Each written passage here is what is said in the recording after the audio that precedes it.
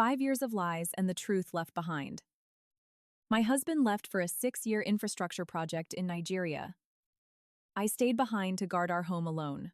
After working late one night, I accidentally bumped into his former colleague, who looked at me in shock and said, "Mike?"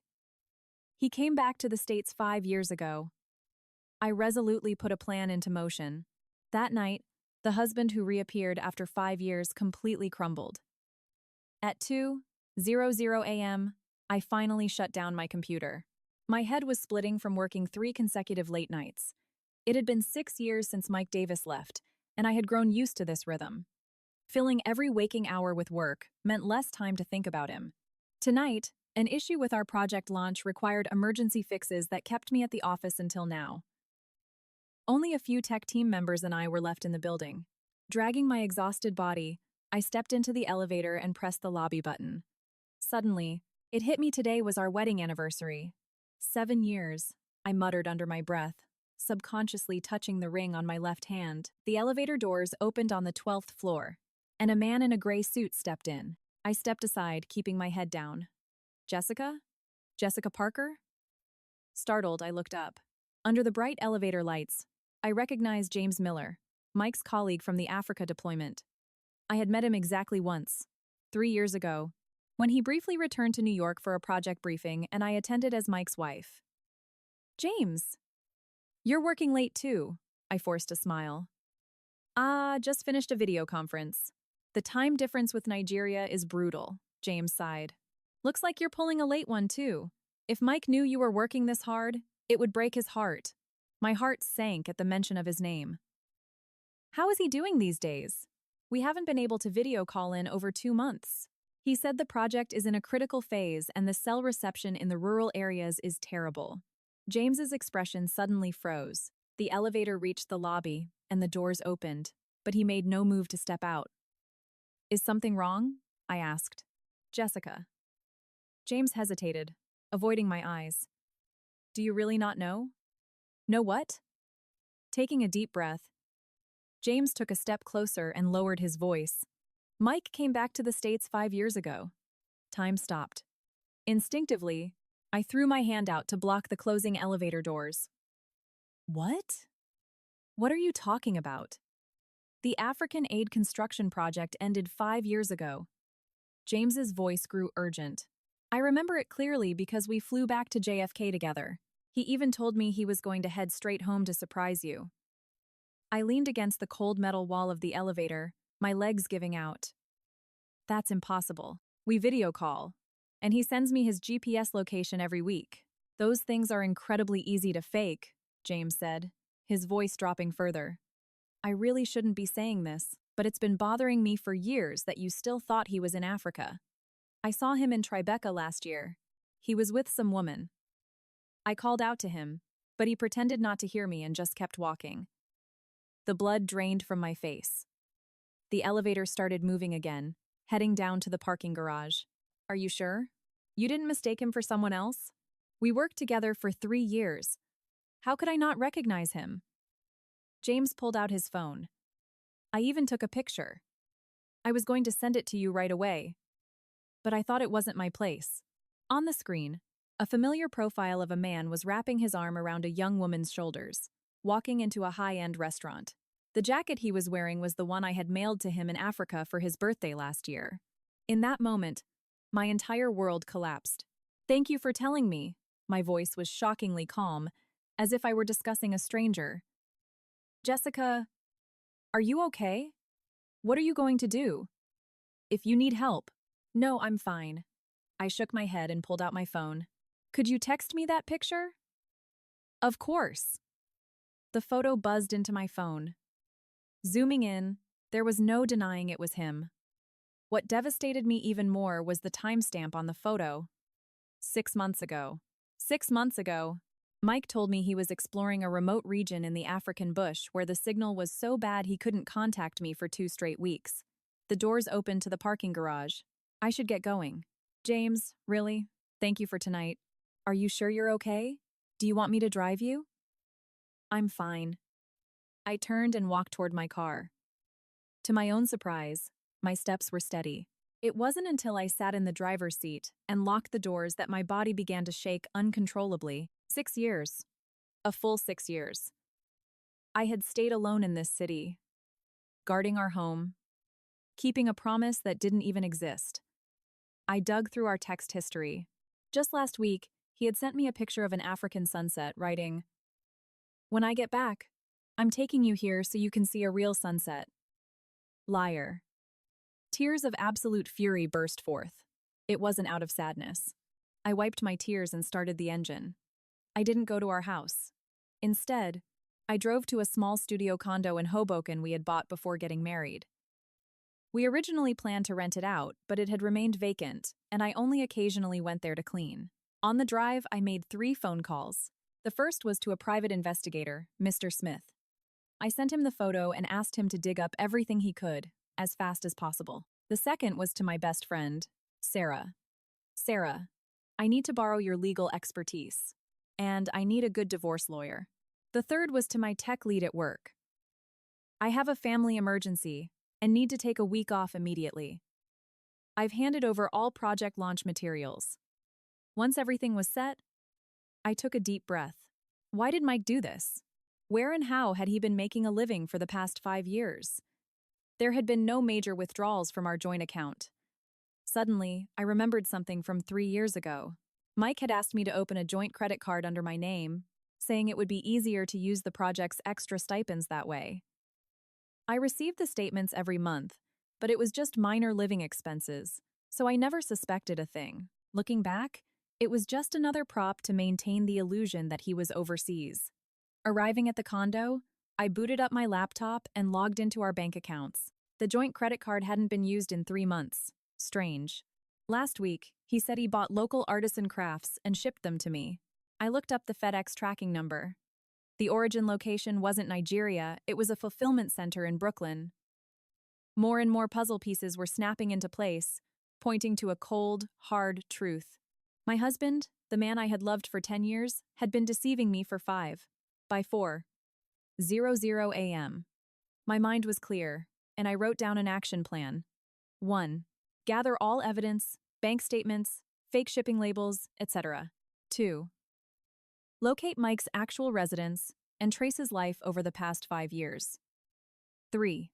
Assess the status of our marital assets. 4. Execute the plan. At dawn, the initial report from P.I. Smith arrived in my inbox. The woman in the photo is Chloe Bennett, 27. Works at an interior design firm. Co-owns a luxury condo at the Pinnacle in Tribeca with Mike Davis. More details will follow this afternoon. The Pinnacle in Tribeca. Condos there went for well over $2 million. I let out a cold laugh. Mike was living the high life. At 8:00 a.m., I put on makeup, changed into my sharpest business suit, and drove my BMW to the Pinnacle. The doorman stopped me. "I'm here to see Mike Davis in 18B. I'm his older sister." I smiled warmly, handing over a box of expensive chocolates I had just bought. I wanted to surprise my little brother today. The doorman looked at the chocolates, then at my BMW, a car registered in my name that Mike had bought before he supposedly left the country. "One moment, ma'am. Let me call up." My heart pounded. If Mike answered, my cover was blown. But the doorman hung up the receiver. No answer. He must still be sleeping. "Would you like to wait in the lobby?" "No, that's okay. I'll just leave this gift here. Please give it to him when he comes down." I maintained a perfect smile. Could I get a visitor pass, though? For next time. Pass in hand.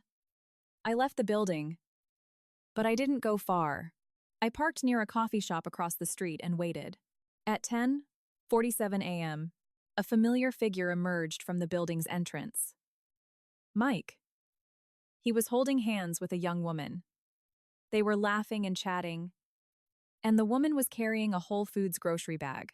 They looked like they were just returning from a morning errand run. My fingernails dug so deeply into my palms they almost drew blood. Seeing him for the first time in 5 years, he looked younger. He was wearing designer casual wear I had never seen, and his hair was stylishly styled. Meanwhile, the years of loneliness and overwork had left fine lines around my eyes. They disappeared into the building. I started the car. There were no tears, no screams. Instead, a cold, calculated resolve blossomed in my chest. Did you think I'd be the abandoned wife crying and begging? Mike, you're wrong. I'm going to make you pay for these 5 years of deception in ways you can't even imagine. And step one begins tonight. Checking my phone, the full PI report had arrived. Mike and Chloe had been dating for 4 years and bought the condo 2 years ago. Down payment, $1 million. Mortgage, $1 million. Mike was currently working as a project manager at Henderson Construction, making around $150,000 a year. Interestingly, his marital status on his HR forms was listed as divorced. Even more ironic, the CEO of Henderson Construction was the father of my old college roommate. I dialed a number I hadn't called in 9 years. Mr. Henderson? It's Jessica. Jessica Parker. Jessica, it's been ages. Yes, I have a huge favor to ask you. After leaving Tribeca, I went straight to a law firm in Midtown. Sarah was waiting for me in the lobby. Dressed in a sharp suit, she rushed over as soon as I walked in. Jess, are you really going to do this? Without even giving him a chance to explain? Sarah grabbed my hand, her eyes full of concern. 5 years, Sarah. He lied to me for 5 years. My voice was terrifyingly calm. During those 5 years, I deposited my money into our joint account every month because he said he needed an emergency fund for the poor conditions in Africa. When my parents were hospitalized, he said the project was too busy for him to visit. Now I know. It wasn't that he couldn't come. He just didn't want to. Sarah sighed and put her arm around my shoulders. Let's go. Attorney Hayes is waiting. Robert Hayes was a top-tier divorce and asset dispute attorney Sarah had recommended. In his office, he meticulously reviewed the documents I brought. Jessica, based on the information provided, Mike's actions constitute severe marital fraud and dissipation of marital assets. Hayes pushed up his glasses. However, legally proving that he intentionally faked his whereabouts for 5 years might be tricky, since you two maintained constant communication. But all that communication was fabricated. I handed over my phone. The GPS locations were spoofed. The photos were downloaded from the internet. Even his video call backgrounds were virtual. I checked last night. He was using professional Chroma key software. Attorney Hayes nodded. That is crucial. We will need a tech expert to verify that. Regarding assets, you have the joint account, but the majority of your liquid assets are under your name. Before he left, he transferred most of the management to you, claiming it was easier. I smiled bitterly. Ironic, isn't it? That actually works in my favor now. What about the Tribeca apartment? It's co-owned by him and that woman. I showed him the PI's report. A $1 million down payment. We've never had a withdrawal that large from our accounts. Then he either made the money elsewhere, Sarah chimed in, or his parents gave it to him. Mike's family was pretty well off. They moved to Canada 3 years ago and basically cut contact. I rubbed my temples. During those 5 years, he always made excuses, so I wouldn't visit his parents during the holidays. Attorney Hayes took notes. We need to trace the source of those funds. If he used money earned during the marriage to pay for it, you have a claim to a percentage of that property, even if your name isn't on the deed. I don't just want the house, I said coldly. I want him to pay. I understand your feelings, Jessica, but the law is objective, Hayes said gently. Your biggest advantage right now is that Mike doesn't know you've discovered the truth. We have ample time to gather evidence and build an airtight strategy. The strategy is already set. I sat up straight. Tonight, I'm going to make him reveal himself. Sarah and Attorney Hayes stared at me. Today is our wedding anniversary. Traditionally, he sends a message or initiates a video call. I showed them my past logs. Every year, he says, I'm sorry I can't be with you again. Tonight, I'm breaking the tradition. I'm going to give him the impression that I might know something, but without confirming it. I'll make him so paranoid he'll walk right into his own trap. I looked at Attorney Hayes. From a legal standpoint, if his paranoia leads him to start moving assets or admitting to bizarre behavior, how does that affect the case? It makes our lawsuit significantly stronger, especially if you pursue claims for emotional distress and marital waste. Hayes's eyes gleamed. Do you have a specific plan? I nodded and pulled a printed sheet from my bag. 30 minutes later, I walked out of the law firm holding initial legal drafts prepared by Attorney Hayes. Sarah walked me to my car. Jess, can you really handle this alone? Do you want me to stay with you tonight? No, I have to do this alone. I squeezed her hand. Thank you, Sarah. When this is over, I'm buying the best bottle of wine in the city, the most expensive one. You bet you are. Sarah tried to sound upbeat. On my way back to Hoboken, CEO Henderson called. Jessica, I looked into it. Mike Davis has been with us for 3 years. He's a top performer, promoted to PM last year. Mr. Henderson sounded uncomfortable, but his HR file says he's divorced. There's no mention of you anywhere on his resume. I understand. Thank you for letting me know, Mr. Henderson. I kept my voice steady. I have one more favor. Could you make sure he doesn't find out I'm looking into this? Of course. Jessica, if you need anything, let me know. I never would have imagined. Hanging up, I pulled over to the side of the road. Finally, the tears fell. Not for myself, but for the decade of my youth that was gone, and for the girl who once believed love was everything. I wiped my face, touched up my makeup, and drove on. Back at the studio, I spent an hour organizing the evidence. Chat logs, spoofed locations, fake shipping labels, bank statements. I categorized, scanned, and backed everything up to a secure cloud drive. At 3:00 p.m., I booted up my laptop and logged into an old email account I hadn't used in years. It was the account we used when we first started dating, holding our early love letters and photos. I selected a few iconic pictures: our college campus, our first road trip, our wedding day, and began to write. Mike, today is our 7th anniversary. When we got married, you promised to stay by my side in sickness and in health, for richer or poorer. I cried so hard that day, thinking I was the luckiest woman in the world. For the past 6 years, I've lived alone, worked alone, and managed our home alone. My friends say I'm strong, but only I know how empty it feels to wake up in the middle of the night and touch the cold pillow beside me. Looking at these old photos last week, I realized something terrifying. I can't remember your face clearly anymore. Not your looks, but the way your eyes crinkled when you laughed, or how you used to tap the desk when you were thinking. How long has it been since we had a real conversation? Every time we video call, you rush to hang up, blaming the bad signal. Your gifts are always just Amazon packages without a single handwritten note. Mike, I keep having these weird dreams lately. Dreams where you actually returned a long time ago, but you're hiding from me. When I wake up, I laugh at myself. How could you ever do that to me? But last night, working late at the office, I ran into James Miller. He said some very strange things that made me incredibly anxious. When I showed him your picture, he said you look different from how he remembered. Of course you'd look different. It's been years. People change. Just promise me one thing. Next time we video call, can you show me the room you're in? Just show me where you live.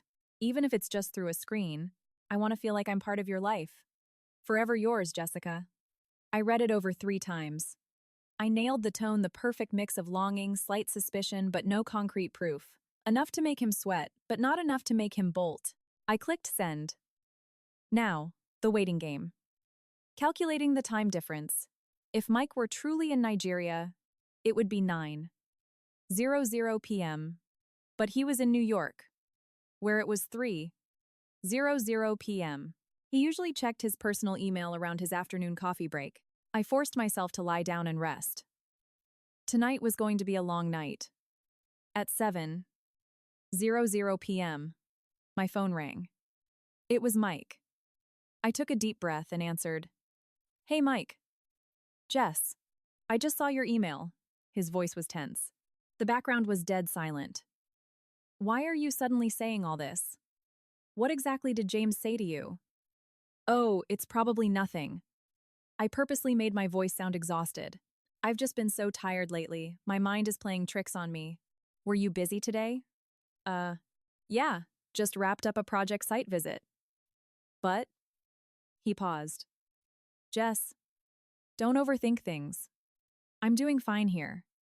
It's just been crazy busy. Once this phase is over, I'll take leave and come home."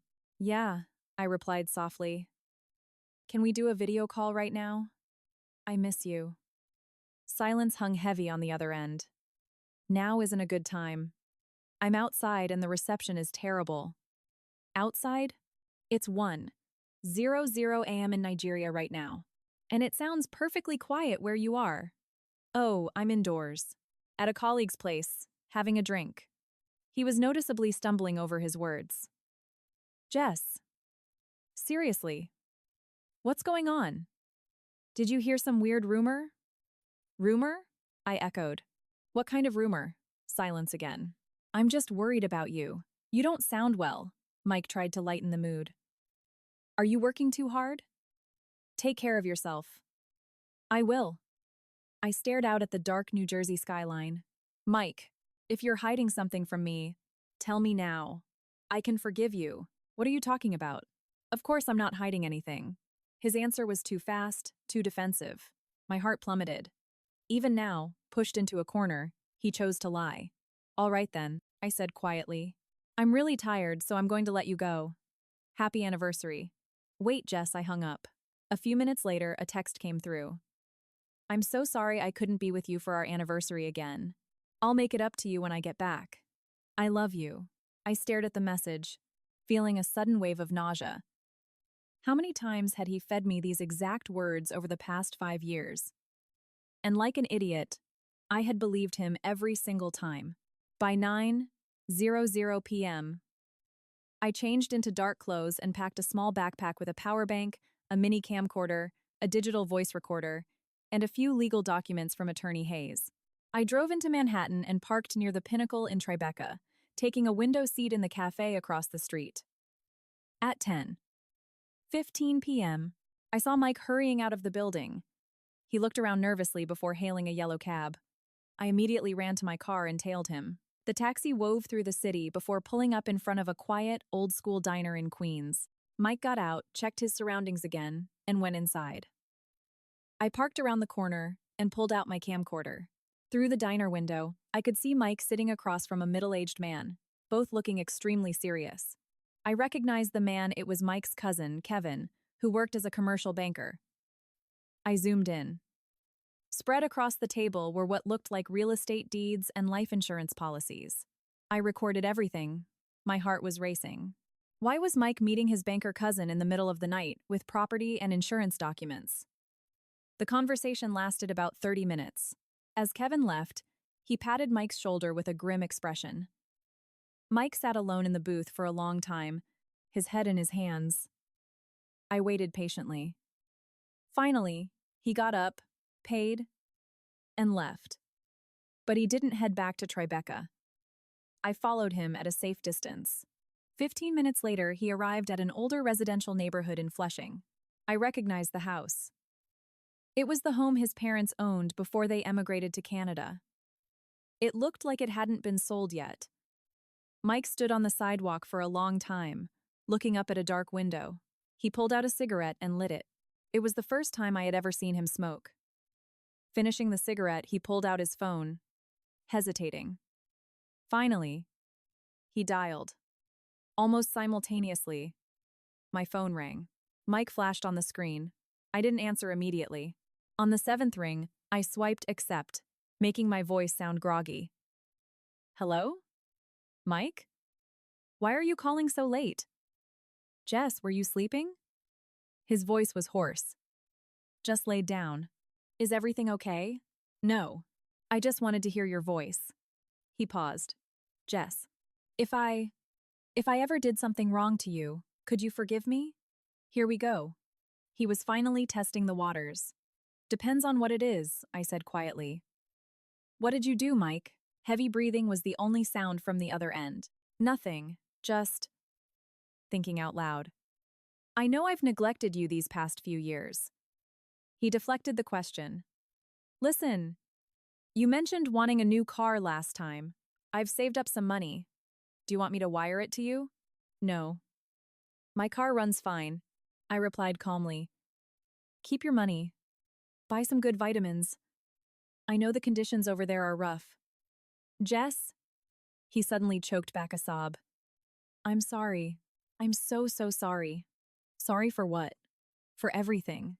For not being there. For making you carry everything alone. His voice cracked. Sometimes I think, if you had married someone else, you would have been happier. Don't say that. I gripped the steering wheel. I've never regretted choosing you. Those words used to be my absolute truth. Now, they were just a bitter irony. You're too good, Jess. You're too kind, he wept quietly. Go to sleep. I have some paperwork to finish up here. Okay. Don't work too hard. Hanging up, I watched through the windshield as Mike collapsed onto the curb, his shoulders shaking as he cried. For a split second, my resolve almost wavered, but remembering the endless lonely nights and tear-soaked pillows of the past 5 years, my heart turned back to stone. Mike cried for about 5 minutes before standing up, wiping his face and smoothing his clothes. Reverting back to his composed self, he hailed a cab. This time, the destination was Tribeca.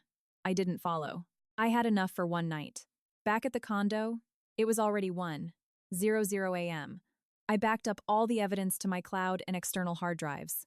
Then, I made my move. I opened my laptop and booked a 3:00 p.m. flight to Portland, Maine for the next day. I emailed my boss, extending my PTO to 2 weeks. Next, I texted Mike. Mike, I'm flying out to a work conference in Maine for about a week starting tomorrow. Cell service might be spotty, so don't worry if you can't reach me. Take care of yourself. Message sent. I immediately powered off my phone, removed the SIM card, and swapped it for a prepaid burner SIM I had bought. Looking out at the city skyline, the city where we once dreamt of our future, I felt nothing but the residue of lies and betrayal. But that was okay. The game had just begun. At 7:00 a.m., my eyes snapped open. 5 years of living alone had given me a terrifyingly accurate internal clock. Sunlight pierced through the blinds. My flight was at 3:00 p.m., plenty of time to disappear. I kept my main phone off.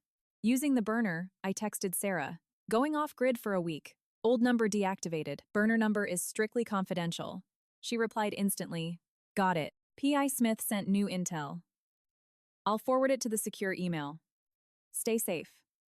I booted up the laptop and logged into the secure, encrypted email account Sarah and P.I. Smith had set up. The report was waiting. Mike Davis. 5-year background report employment. Hired by Henderson Construction 3 months after returning to the U.S. Promoted to PM after 2 years. Salary progression. $90K is greater than $110K is greater than $150K plus project bonuses. Tribeca property, purchased 2 years ago, total $2M, $1M down, $1M mortgage. Source of down payment, $500K from Mike's savings, salary, bonuses.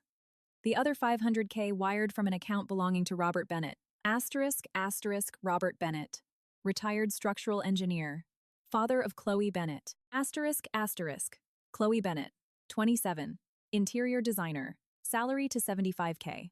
Met Mike 4 years ago on a joint corporate project. They have lived together for 3 years, introducing themselves to neighbors as a married couple. Chloe's Instagram features numerous photos with Mike, tagging him as her hubby. Mike's parents emigrated to Canada 3 years ago. Mike wires them $1,200 monthly. Other took out a $500K life insurance policy 1 year ago. Beneficiary Chloe Bennett purchased an $80K Tesla registered in his name, driven by Chloe. No other hidden assets or debts found. The joint account with Jessica Parker has seen only minor withdrawals. Almost all deposited funds remain untouched. I stared at the screen, processing every detail. Chloe's father paid half the down payment. Did her family know Mike was married? If they did, they were accomplices. If they didn't, Chloe was a victim too. But either way, it didn't change Mike's betrayal. Scrolling down, I saw the attached photos. Mike and Chloe grocery shopping, dining at upscale restaurants, walking hand in hand. Every photo felt like a knife to the chest, but I forced myself to look at them all. I paused at the last photo. Chloe had a visible baby bump. Mike's hand was resting gently on her stomach. They were smiling at each other, pregnant. I slammed the laptop shut. I stood by the window, breathing heavily. For 6 years, I had begged him for a child, and he always said, "Wait until I'm back from Africa." What a sick, cruel excuse. My phone buzzed. It was a scanned file from Attorney Hayes. He had drafted the initial divorce and asset division petition based on my evidence. A text followed. Jessica. The evidence is rock solid. His actions constitute clear at-fault grounds in states that consider marital waste, giving you massive leverage for asset division. However, I advise attempting an uncontested settlement before formally filing. It saves time and emotional drain. Ultimately, it's your call, I replied. Understood. But I have things to do first. Let him sweat. Hayes. Be careful. Do not do anything that jeopardizes your legal standing. Me, I won't. Thank you. I packed a small suitcase. A few clothes, my laptop, essential documents, and one sealed Ziploc bag. Inside was our marriage certificate, a few photos, and the letter he wrote the day he left. Wait for me for 6 years, Jess. When I get back, we'll never be apart again. I took out the letter, read it one last time, slowly tore it into tiny pieces, and dropped it into the trash can. At 9:00 a.m., I went to the bank. Our joint account had around $300,000 in savings, mostly the money I had painstakingly saved over 6 years. I withdrew $50,000 in cash and wired the rest to a brand new individual account in my name. The teller, a friendly older woman, asked, "Taking out a lot of cash today, honey? Doing some home renovations?" "Yes," I smiled. "We've been married a long time. Time to change the scenery." "Oh, how wonderful.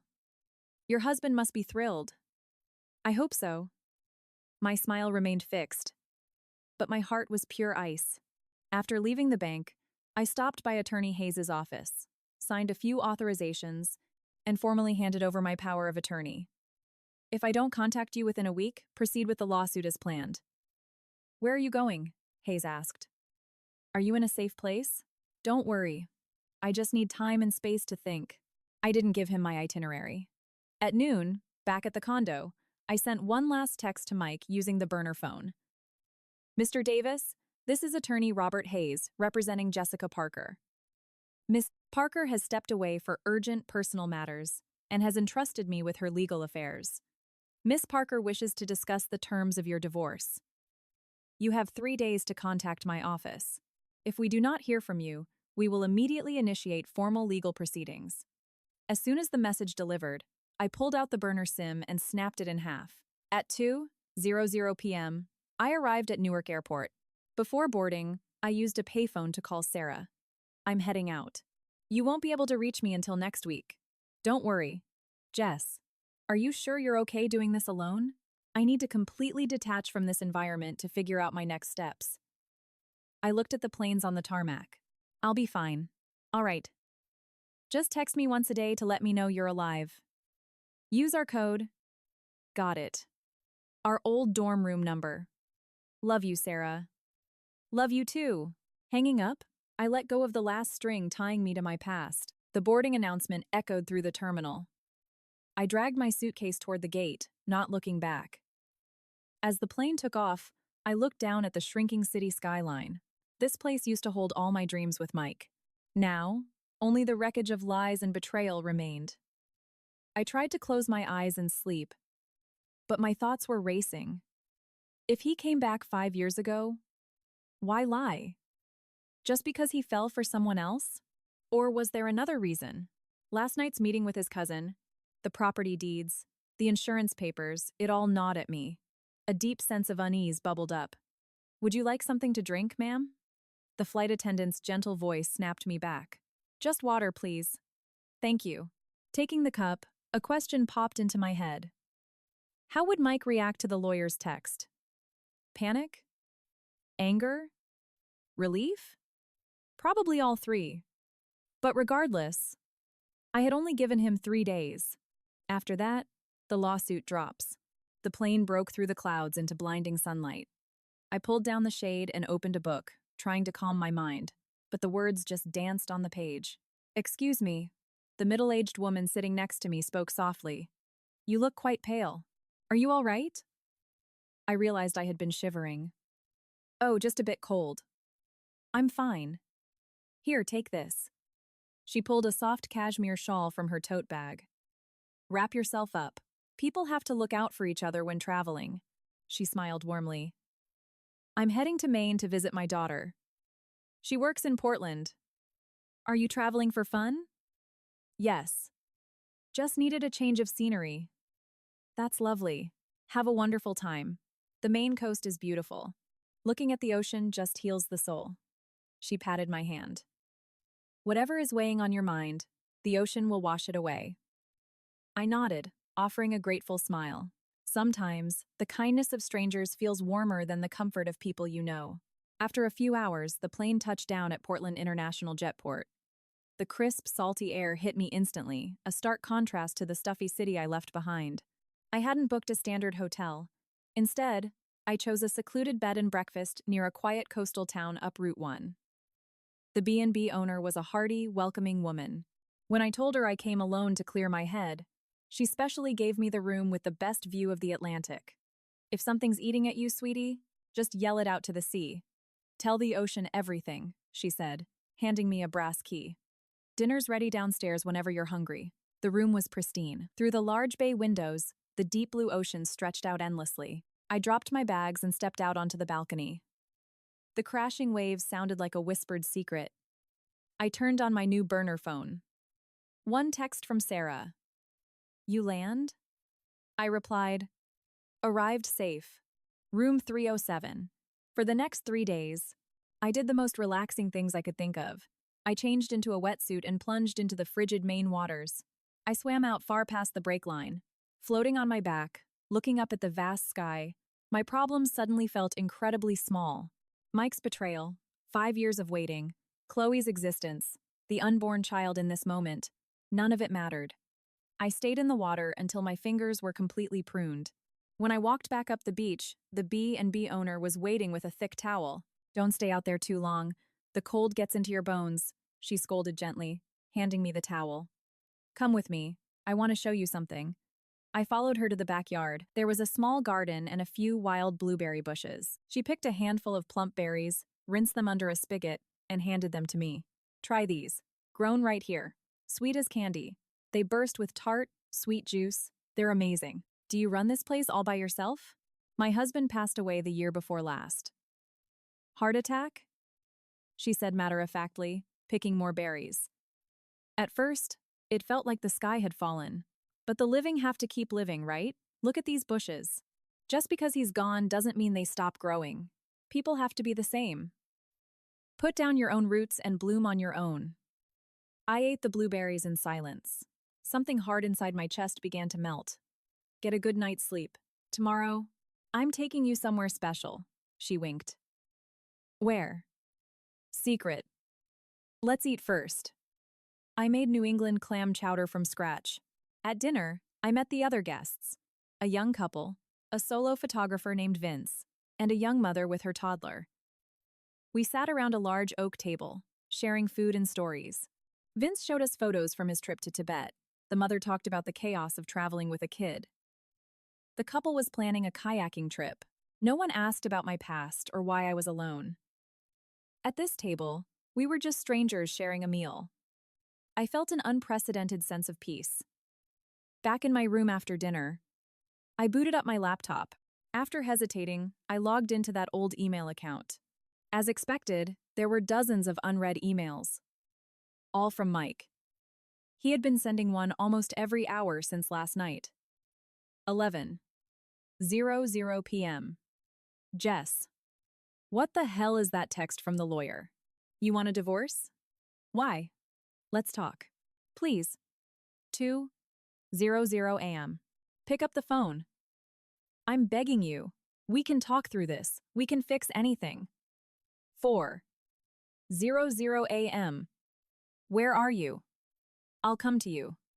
Don't do this to me, Jess. I love you. 7:00 a.m. I messed up. Give me a chance to explain. Please. The latest, 30 minutes ago. Jess, I went to your office. They said you took PTO. Where are you? I'm going crazy with worry. Answer the phone or at least tell me you're safe. Every email was drenched in panic and begging. The old me might have caved, but the current me felt like I was watching a bad actor in a play. I logged out without replying or opening any others. Taking a shower, I looked at myself in the mirror. 35 years old. Fine lines around my eyes, skin slightly dull from endless late-night corporate grinds, but my eyes were clear. Over the past 6 years, I hadn't withered in my loneliness. Instead, I had found my worth in my career and learned how to solve life's problems entirely on my own. Mike probably thought I was still that dependent little woman who would wait endlessly and forgive him no matter what. He was dead wrong. I dried off and put on my pajamas. Just as I was about to get into bed, my burner phone buzzed. It was an unknown New York number. Hesitating, I answered. Hello? Jess? Is it you? It's Mike. His voice came through the speaker, raspy and frantic. I finally got through. I begged Sarah for this number for hours. I gripped the phone tightly, saying nothing. Jess, please say something. I know you're furious.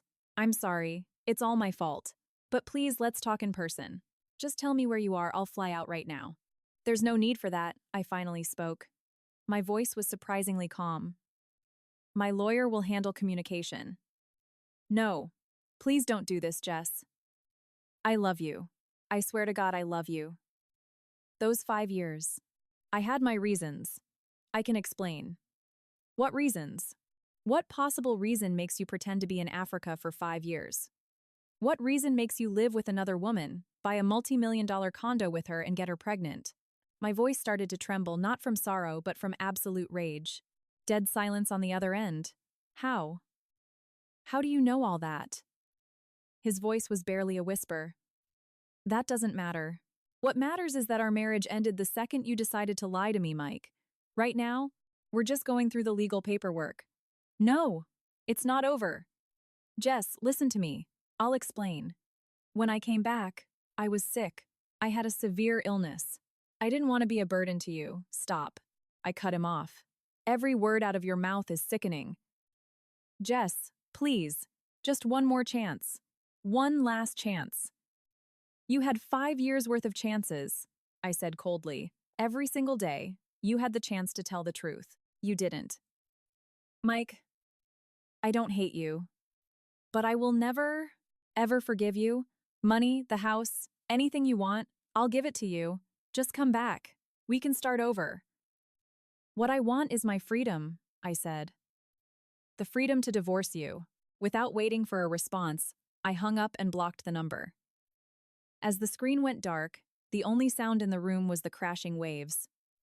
I walked to the window. The moonlight scattered across the ocean like shattered silver. Faint music drifted in from down the beach, a bonfire party. Laughter caught the wind. I took a deep breath and slowly exhaled. Something heavy that had been crushing my chest finally released. Was Mike broken? Probably. Had he made a fool of himself? Highly likely. But none of that was my concern anymore. I tried to sleep, but my mind was restless. Mike's voice echoed in my ears, his desperate pleading. In 10 years together, I had never heard him sound like that. He had always been composed, confident, the person I looked up to. The sudden role reversal felt alien. No, not alien. It put me on high alert. I knew Mike too well. He was not a man who admitted defeat easily. This desperate begging meant he was definitely scheming something behind the scenes. By 1:00 a.m., I still couldn't sleep. I checked my secure email. There were new messages from P.I. Smith, sent 2 hours ago.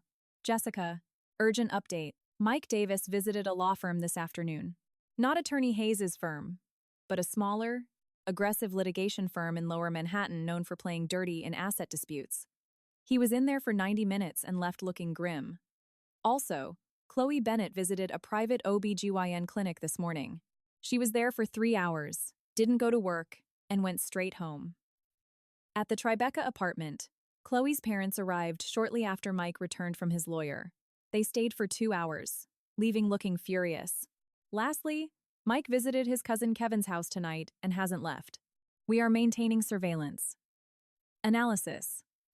Mike is gearing up for a brutal legal fight. Chloe's family is getting involved. Be highly vigilant. I stared at the screen, processing. Mike wasn't taking this lying down. He was seeking legal counsel, maybe even planning a preemptive strike. And Chloe's parents were in the mix that explained the $500,000 down payment. Did her parents know Mike was married? If they did, they were complicit. If not, how did Chloe introduce him? But the bigger issue was Chloe being at the clinic for 3 hours. A routine checkup doesn't take 3 hours. Did she? I shook my head. I didn't want to think about it. Chloe and her unborn child were innocent in my eyes. I didn't want to drag them into this war. But if her parents funded the fraud knowingly, it was a different story. The waves outside grew louder. A storm was rolling in, clouds blocking the moon. Distant thunder rumbled. I replied to P.I. Smith, "Keep monitoring, especially watch if Mike tries to liquidate or hide any assets. I will authorize additional funding. Can you run a background check on Chloe's parents?" I sent the email and lay back down. Rain began to lash against the glass. The storm was coming, and not just the weather. The next morning, I woke up to bright sunlight. The storm had passed, leaving the sky scrubbed clean. The B&B owner was already bustling in the kitchen, the smell of freshly baked blueberry muffins and coffee filling the house. "Sleep well?" She handed me a glass of fresh orange juice as I came downstairs. "Yes. You mentioned you were taking me somewhere today?" "Yup, right after breakfast." She winked mysteriously. "You're gonna love it." After breakfast, we piled into her beat-up Ford pickup and drove down a winding coastal road. About 30 minutes later, we arrived at a secluded, rustic fishing village. A few weathered shacks and lobster boats bobbed in the harbor. There were no tourists here. "Grew up here," she said, cutting the engine. "Spent my whole childhood running around these docks. Come on." I followed her past the village down to a rugged, rocky shoreline. Violent waves slammed against the black granite, sending up massive plumes of white spray. "I come here when I'm upset," she said, sitting on a flat rock and patting the spot next to her. "Scream at the ocean. The waves will just swallow it all up." I sat beside her. Facing the sheer power of the Atlantic, my problems really did feel insignificant. "Were you angry at your husband when he died?" I didn't know why I asked. Maybe I was looking for an answer from her. "Angry?" She thought for a moment. "At first, yeah. Angry that he didn't take better care of himself. Angry that he left me all alone. But then I realized being angry wasn't going to bring him back. It was just making me more miserable." "So you forgave him?" "Nothing to forgive, really. Living and dying, that's up to God. It wasn't in his control." She looked out at the horizon. "The important thing is the people left behind gotta keep living. Look at these rocks. They get pounded by the ocean millions of times a day, but they hold their ground. We gotta be like that." We sat in silence for a long time. The only sound was the roaring sea. "You've got a lot weighing on your heart. I can see it," she said suddenly. "I don't know what it is. But take it from an old woman. Don't waste your tears on people who aren't worth them. Save your love for the folks who appreciate it." My eyes welled up with tears. The greatest takeaway from this trip wasn't the scenery, it was this wise woman. "Thank you." "Oh, hush. Let's go get some fresh seafood." My brother just pulled in his traps this morning. Back at the village, her brother had set up a simple feast on a picnic table, freshly steamed lobsters, clams, and corn. Simple, but incredible. Mid-meal, the owner answered her cell phone. Her face dropped. She hung up, hesitating before looking at me. "Honey, I gotta tell you something, though I don't know if I should. Please, tell me." "A guy showed up at the B&B this morning, claimed to be your husband. I told him I was out, and he asked where you went. I played dumb." She frowned, but the guy gave me the creeps. He didn't look worried like a husband should. He looked like he was hunting you. So I didn't tell him a damn thing. Mike found me. Already? My heart dropped. What did he look like? About 6 foot, slim, wore glasses, blue button-down shirt, driving a fancy black Mercedes. It was definitely Mike. He had tracked me all the way to Maine, straight to my B&B. Did he say anything else? Said it was a family emergency. Showed me a wedding picture on his phone. She looked at me with deep concern. Are you in trouble, honey? Do you need me to call the sheriff? No, thank you. I'll handle it. I forced myself to stay calm. Could you do me a huge favor? If he comes back, tell him I checked out and you have no idea where I went. Done. But what are you gonna do? I thought for a second. I think I need to move somewhere else. I can't bring this trouble to your business. Nonsense. She waved her hand. If you don't mind roughing it, you can stay here at my brother's place. The spare room is empty. It's quiet. Everyone in the village knows everyone, so a stranger in a Mercedes will stick out like a sore thumb. I looked at her brother, a rugged, quiet lobsterman.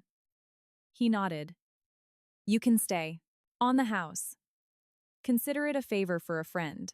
I can't ask you to do that, it's settled. Finish eating and I'll drive back and pack your bags for you. If that guy is still snooping around, you shouldn't be anywhere near there. After lunch, we drove back cautiously. She made me wait in the truck, parked down the road while she scouted the B&B. Minutes later, she jogged back, looking stressed. He's still there, parked across the street at the diner, watching the entrance. We gotta slip through the back door, grab your stuff, and get out. We snuck around the back through the kitchen door. My room was on the second floor. She made me wait at the bottom of the stairs while she packed my suitcase. The wait felt like hours. Every creak of the floorboards made me terrified Mike was about to bust through the door. If he found me, what would he do? Scream at me in public? Try to drag me into his car? No, Mike cared too much about his image. He would never lose his cool in public. But I was still terrified. The fact that he found me this fast meant he was deploying serious resources. How did he know I was in Maine? Flight records? A top-tier PI? Got it. Let's move, she whispered, hauling my suitcase down the stairs. We slipped out the back, jumped into the truck, and sped off. I didn't exhale until we were miles down the highway. Thank you. Really. Don't mention it. Just go to my brother's, lock the door, and rest. The fishing village was slow and peaceful. The brothers' house was rustic but spotless, with windows looking straight out over the harbor. I unpacked and sent the code text to Sarah. 307 safe. Moved locations. Minutes later, she replied, Watch your back. Mike hired a shady PI firm. PI Smith says they're tracking you. Probably pulled your airline manifest. Change your burner, change your accounts. Mike was fully committed to this war. I thought for a moment, then emailed Attorney Hayes, giving a brief update and telling him to expedite the legal filings. If Mike was already making moves, I couldn't afford to be passive. By evening, the B&B owner dropped off groceries, toiletries, and a cheap prepaid flip phone with a new SIM card. This'll be safer to use. My brother's taking the boat out early tomorrow. Want to go with him? Nobody can track you in the middle of the ocean. That sounds perfect. After she left, I watched the sunset turn the harbor into a sea of liquid gold. Night fell quickly over the village. By 7:00 p.m., it was pitch black outside. Without city light pollution, the stars were violently bright. My new flip phone buzzed. A text message. Unknown number. Jess, I know you're seeing this. Let's talk, just once. I waited all day at your B&B. Just tell me you're safe. Mike. How did he get this number? I had just activated it. His PI must have used some illegal cell tower spoofing or data brokering. I didn't reply. I just powered it off. I opened my laptop and started organizing every shred of evidence to send to Attorney Hayes. If this was a war, I needed all my ammunition ready. Late that night, as the village slept and the waves crashed against the docks, my laptop pinged. An email from PI Smith. Jessica, emergency update. Mike attempted to report your joint credit card stolen at the bank today to freeze your access, but failed because he needed your physical ID or power of attorney. However, he is looking for other avenues to lock up your cash. Also, Chloe's parents met with a real estate attorney today. They are likely trying to secure their $500,000 equity in the Tribeca condo, which will complicate your asset division. Most critical. A highly suspicious wire transfer occurred today, facilitated by Mike's cousin Kevin at the commercial bank. $50,000 was moved from Mike's personal account to an offshore account in the Cayman Islands under a shell company named JM Investment Ltd. We are tracing the ultimate destination. I strongly advise your attorney to file an emergency injunction to freeze all marital assets immediately to prevent further dissipation. Also, maintain strict personal security. He has located your general vicinity. I sat bolt upright. I was wide awake. Mike was moving faster and dirtier than I expected. I immediately called Attorney Hayes, regardless of the late hour. He answered, and I updated him. He agreed to file an emergency ex parte motion to freeze all assets first thing in the morning, warning me that Mike might try to saddle me with fraudulent joint debt. Jessica, Mike is preparing for total war in court, Hayes warned. You should come back to New York as soon as possible. There are documents that require your physical signature. Give me 2 more days. I need to get my head straight. All right. But stay safe. If his PI is that good, your exact location is compromised. Hanging up, I looked out at the dark harbor. The village was tranquil, but I could feel the hurricane bearing down on me. The next morning, I went out on the lobster boat with the owner's brother. The small vessel rocked heavily in the Atlantic swells, but I felt strangely calm. Far away from the noise of the mainland, there was only the sky and the sea. Hold on tight, miss. Pulling up the traps, the brother yelled over the diesel engine. I held the rail, watching him haul up cages filled with snapping lobsters and silver fish. The sun beat down on the water. My burner flip phone rang. An unknown New York number. I hesitated, then answered. Is this Jessica Parker? A slick male voice asked. Who is this? I'm attorney Richard Vance, representing Mike Davis. I'm calling on his behalf to discuss an amicable resolution to your marital disputes. I gripped the phone tightly. Go ahead. Mike is willing to make significant concessions in the asset division. However, he has one condition. You must immediately drop any intent to litigate, and you must sign a strict non-disclosure agreement preventing you from discussing his personal life with anyone, especially Chloe Bennett and his employer. I almost laughed out loud. Even now, Mike was trying to control the narrative, prioritizing his corporate reputation and his mistress's feelings over everything else. And if I refuse? Then Mike will have no choice but to use legal avenues to prove that you were also at fault during the marriage, including allegations of prolonged marital abandonment and failure to fulfill spousal duties. This could severely impact the judge's decision on asset division. Tell him I'll see him in court, I said coldly. Miss Parker, I urge you to reconsider. Litigation is emotionally and financially draining, especially for a woman who values her reputation. Mr. Vance, let me give you some advice. I cut him off. Tell Mike that if he tries to extort or threaten me one more time, I will publicly release every piece of evidence I have. The fake African deployment records, the cohabitation evidence with Chloe, and the proof of her pregnancy. Tell him to calculate who has more to lose. And one more thing. If he or his associates harass me or my family again, I will file for a restraining order and press charges for stalking. I am not bluffing. I hung up and powered down the phone. The boat rocked gently. The fisherman was humming an old shanty, oblivious to the high-stakes legal warfare happening on his deck. The sun was warm, the breeze fresh. Everything felt peaceful, but I knew this was the calm before the storm. Mike's intimidation tactic had failed. What would his next move be? Violence? Compromise? Staring out at the endless Atlantic, I made my decision. It was time to go home. Running away wouldn't solve anything. Whatever Mike had planned, I had to face it head-on. Not for revenge, but for myself. To put a final period on the last 10 years of my life. Heading back soon? I yelled to the captain. "You. Almost done." He smiled, turning the wheel. On the boat ride back, I drafted my counterattack in my notebook. 1. Asset freeze. Hayes is handling it. The $50K Cayman transfer, MUST, be traced. 2. Evidence verification. Get it forensic experts to authenticate the spoofed GPS data and emails to prove premeditated fraud. 3. Witnesses. James Miller's testimony is crucial.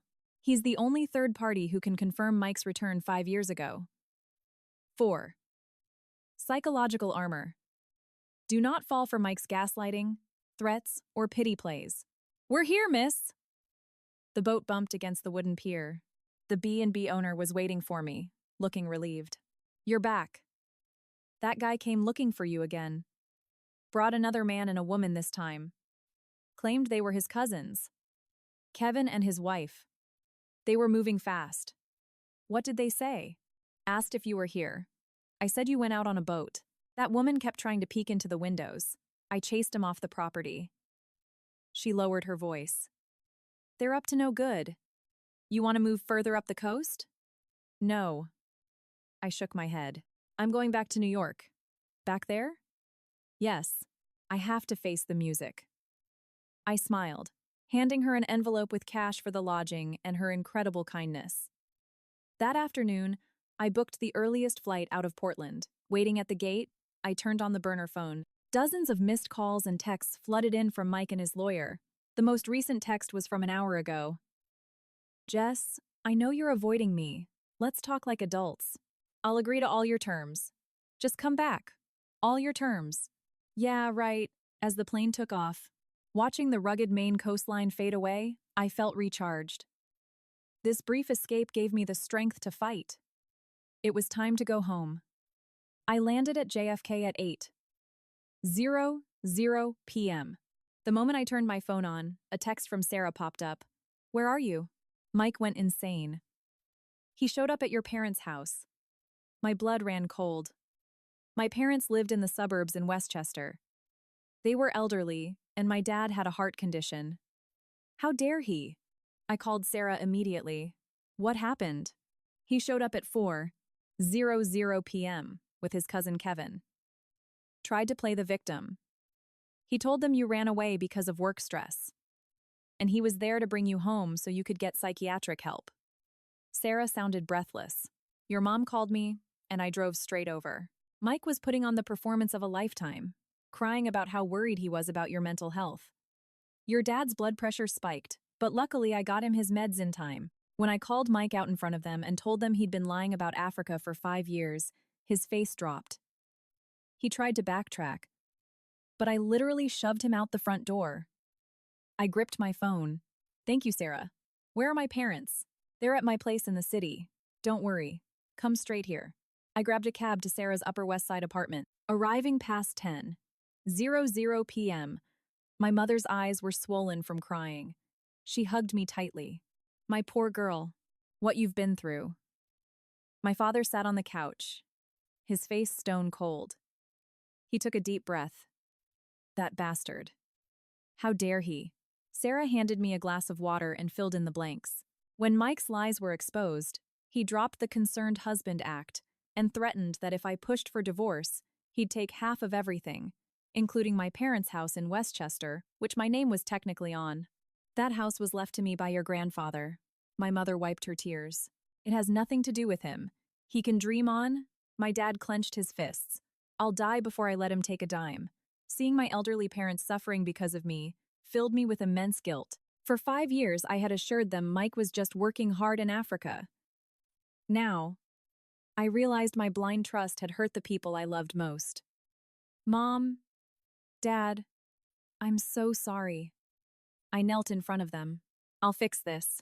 I promise you, Mike won't get his way. We talked until dawn. My parents wanted to hire their own lawyers to help, but I refused. This was my war. The next morning, I went straight to Attorney Hayes' office. Good to see you, Jessica. The situation has escalated, Hayes said grimly.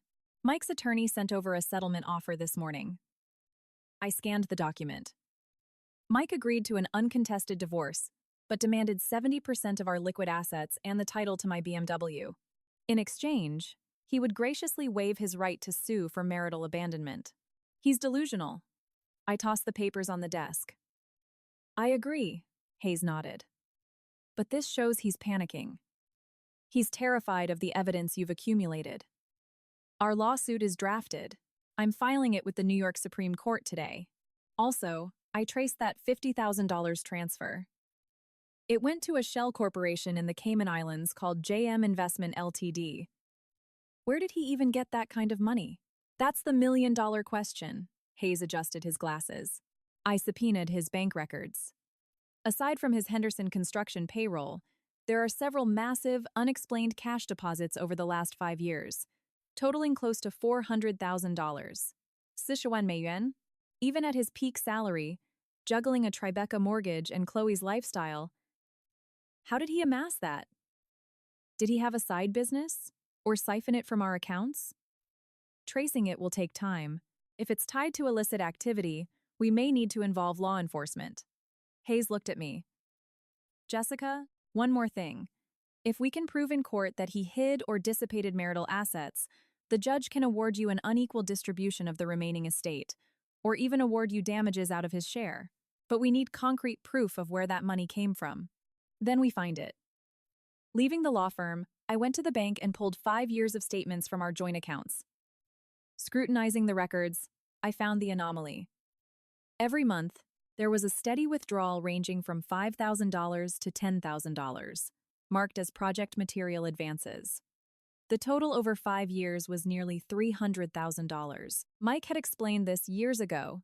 He had to front cash for local materials in Africa, and his company would reimburse him later. But looking closely, the reimbursements were never deposited back into our joint account. I took photos of the logs and sent them to Hayes. Then, I made a decision. I was going to Henderson Construction. The Henderson Group's Manhattan headquarters were imposing. At the reception desk, I asked for Mike Davis. The receptionist smiled politely. Mr. Davis is currently in a project meeting. Do you have an appointment? No, but I'm his wife. The receptionist's smile faltered. Clearly, rumors of his divorce status were well known here. Let me call up to his floor. Minutes later, Mike practically sprinted out of the elevator. He looked pale. He grabbed my arm and pulled me toward a secluded seating area. Jess, what are you doing here? Just came to see where my husband works. I looked him up and down. Looks like you've been doing very well. Let's go outside. People are looking. Why? I raised my voice slightly. I'm your legal wife. Is it a crime to visit my husband's office? A few passing employees glanced our way. Mike looked panicked. Jess, please don't do this. Let's go to a coffee shop. To talk about what? About how you faked being in Africa for 5 years? Or about your Tribeca penthouse with Chloe? Or maybe about the baby she's carrying? Mike's panic morphed into pure horror. How? How do you know about that? How do I know? I laughed coldly. Mike, I'm giving you 2 choices. 1. We divide the assets fairly, and we sign an uncontested divorce today. 2. I see you in court, and I publicly release every single piece of evidence I have. I'll submit it to HR here, to CEO Henderson, to everyone. Are you blackmailing me? I'm giving you options. I stared him down. The naive Jessica who waited for you is dead. The last 5 years taught me a very important lesson. If you're going to be a good person, you need to grow some teeth. Mike stared at me. His eyes were a mix of anger, fear, and profound unfamiliarity. You've changed. Yeah, well, you made me this way. I turned to leave. Wait, he grabbed my arm. If I agree to your terms, will you really keep my secret? Depends on your sincerity. Fine, he gritted his teeth. We'll redo the asset division. But keep Chloe out of this. She's innocent. Even now, he was protecting her. Innocent? I shook off his hand. She lived with a married man knowing he had a wife. How is she innocent? You're pathetic, Mike. I walked out of the building without looking back. Stepping through the revolving doors, the Manhattan sun blinded me. I took a deep breath. For the first time, I felt truly liberated. My phone buzzed. A text from an unknown number. Jessica, it's Chloe Bennett. Could we please talk? About Mike. Please. How she got my number? I had no idea. I stared at the text, hesitating. Finally, I typed back a time and a cafe near Central Park for the next afternoon. It was time to meet the innocent Chloe Bennett. The next day, I arrived at the cafe 30 minutes early, taking a corner booth. I ordered a black coffee and waited. I wondered what Chloe's story was. Did she know he was married? If so, why stay? If not, how would she react to the truth? At exactly 3:00 p.m., a young woman in a beige maternity dress walked in. She looked around nervously. When I raised my hand, she hesitated before approaching. She looked even younger than her photos, maybe 25 or 26. The pregnancy was obvious. She sat across from me, instinctively protecting her stomach. Jessica. Her voice was tiny. Do you want to order something? No. I'm fine. She bit her lip. Thank you for meeting me. Let's get straight to it. What do you want? Chloe took a deep breath. I want to apologize first. I only found out last week that Mike is still legally married to you. He told me he'd been divorced for years.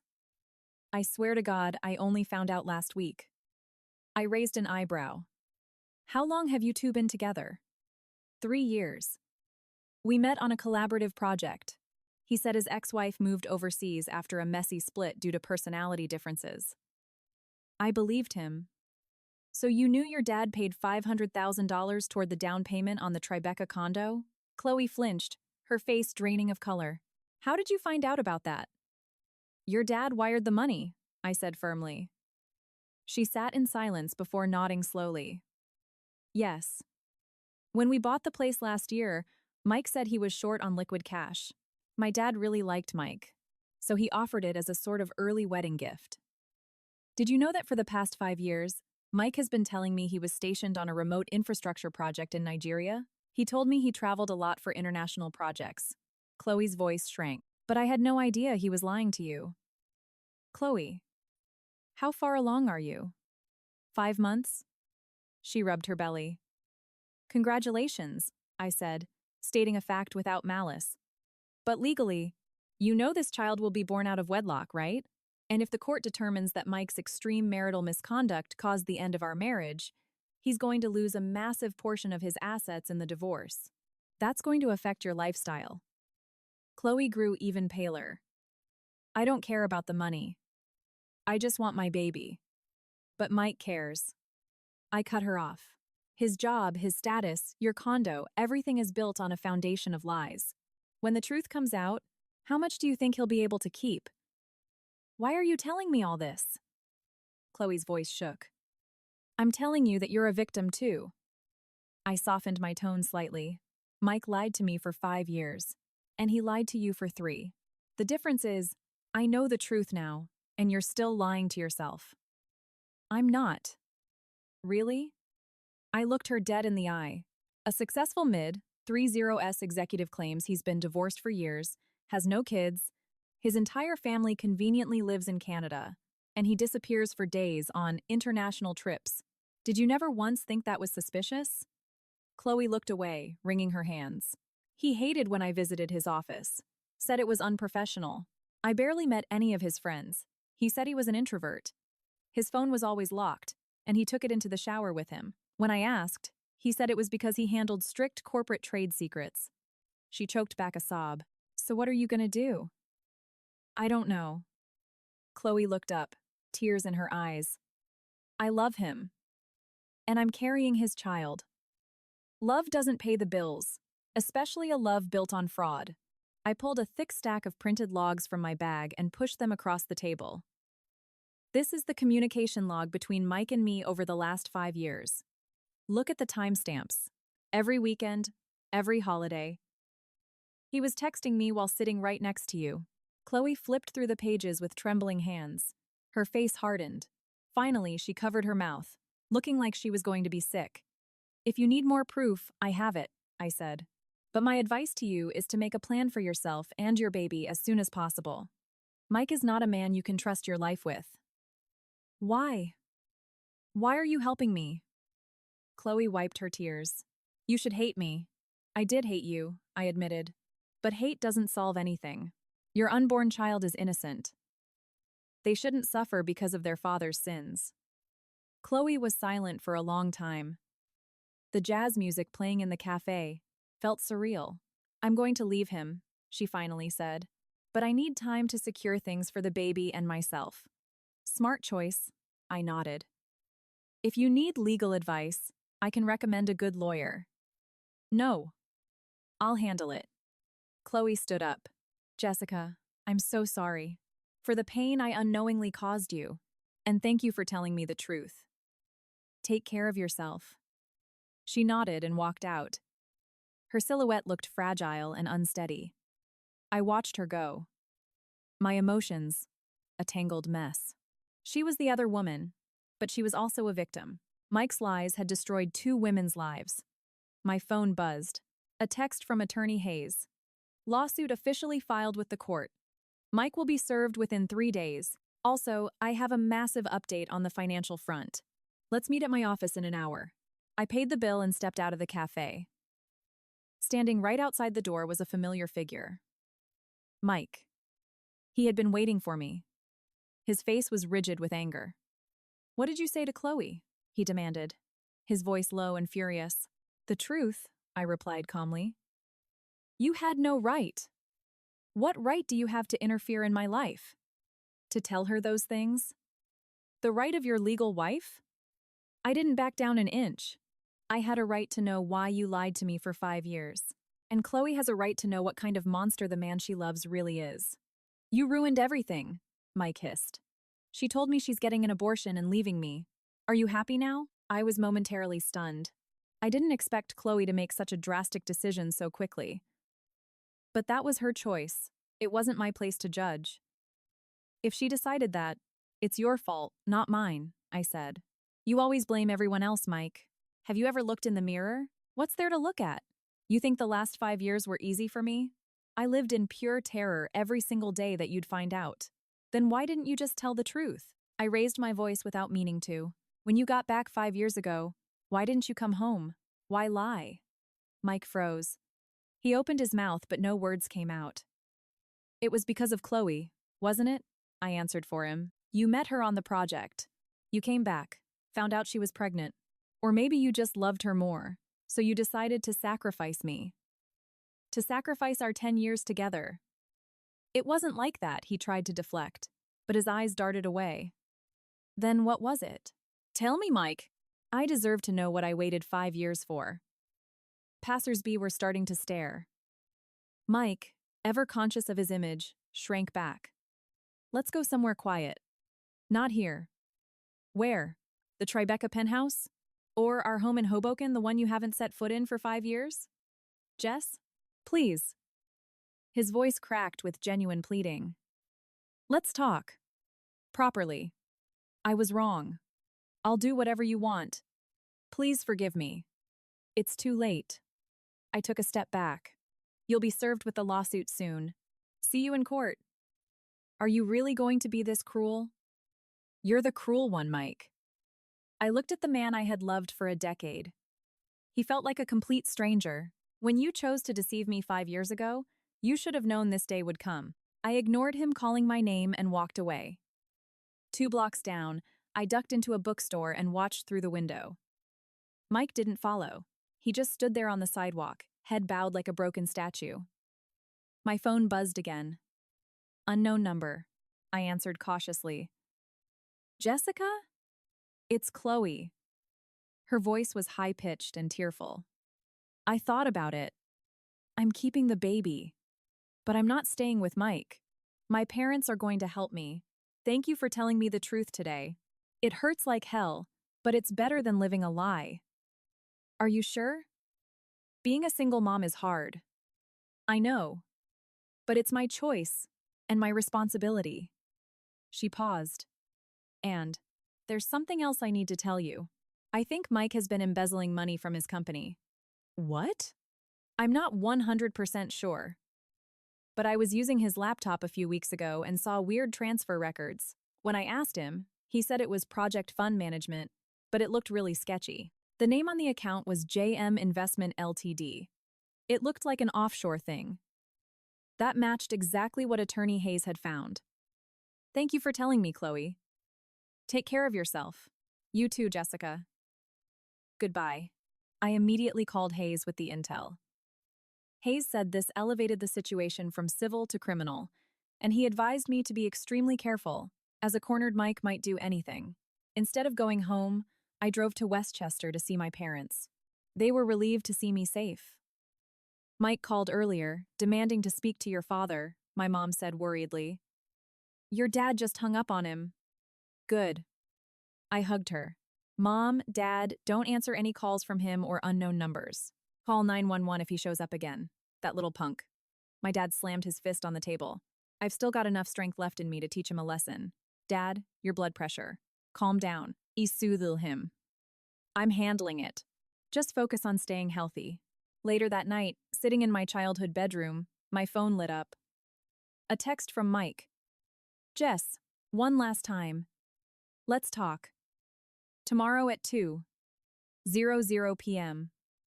Our old spot, you know where. If you don't show up, I'm going to have to resort to extreme measures. Don't push me. Our old spot. A small coffee shop near our college campus. 10 years ago, that was where he first told me he loved me. I hesitated for a few seconds before replying, fine. One last time. At 1:50 p.m. the next day, I arrived at the cafe. It hadn't changed much in a decade. The same worn-out booths, the same photos on the walls. Even the owner was the same, though his hair was graying now. Jessica! The owner recognized me. It's been years. You alone? Waiting for someone? Yes. I smiled, sliding into the corner booth by the window, the exact spot we used to sit. Outside, the autumn leaves were turning golden on the sycamore trees. 10 years ago, in this exact season, Mike had said, Jess, I want to spend the rest of my life with you. The rest of my life turned out to be a very short time. At exactly 2:00 p.m., Mike walked in. He was wearing a sharp gray suit, looking perfectly groomed, like he was heading into a board meeting. He paused when he saw me, then walked over and sat across from me. What did you order? He asked, forcing a cheerful tone. Latte. You got an Americano. The owner came over, glanced at Mike, took the order without a word, and walked away. An awkward silence settled between us. A soft pop song played overhead yesterday once more. How fitting. You look good. Mike broke the silence. So do you, I said honestly. He looked better than I remembered. These 5 years had clearly been good to him. Jess. He paused. Can we talk about this, like rational adults? I've always been rational. I stared him down. You're the one making irrational decisions. He smiled bitterly. I know. I messed up. I made a huge mistake. But nobody's perfect. Can't you give me one chance to make it right? How? By building a time machine? Or by erasing Chloe and her unborn child? His face hardened. You really went to see her? Yes. She deserved the truth. Who gave you the right to ruin my life? He hissed, leaning forward. The legal right of being your wife. The right of being the woman you lied to for 5 years. The right of the woman whose youth you destroyed. My voice trembled slightly, but I held my ground. Mike, I didn't come here for an apology. If apologies fixed everything, we wouldn't need laws. Then what do you want? Money? The house? Name it. It's yours. I want an explanation. I stared directly into his eyes. The truth. Why did you choose to lie instead of just telling me it was over? Why did you make me wait for 5 years? Mike looked away, staring out the window at the falling leaves. When I came back to New York, Chloe was already pregnant. He finally spoke, his voice incredibly quiet. She was young. I wasn't ready to be a dad. I asked her to get an abortion, but she refused. Her dad found out. He threatened to destroy my career and my life if I didn't take responsibility. So I chose to hurt you. I swear I was going to tell you. He looked back at me, tears welling in his eyes. But every time we video called, and I saw how much you missed me, how you were waiting for me, I couldn't bring myself to say it.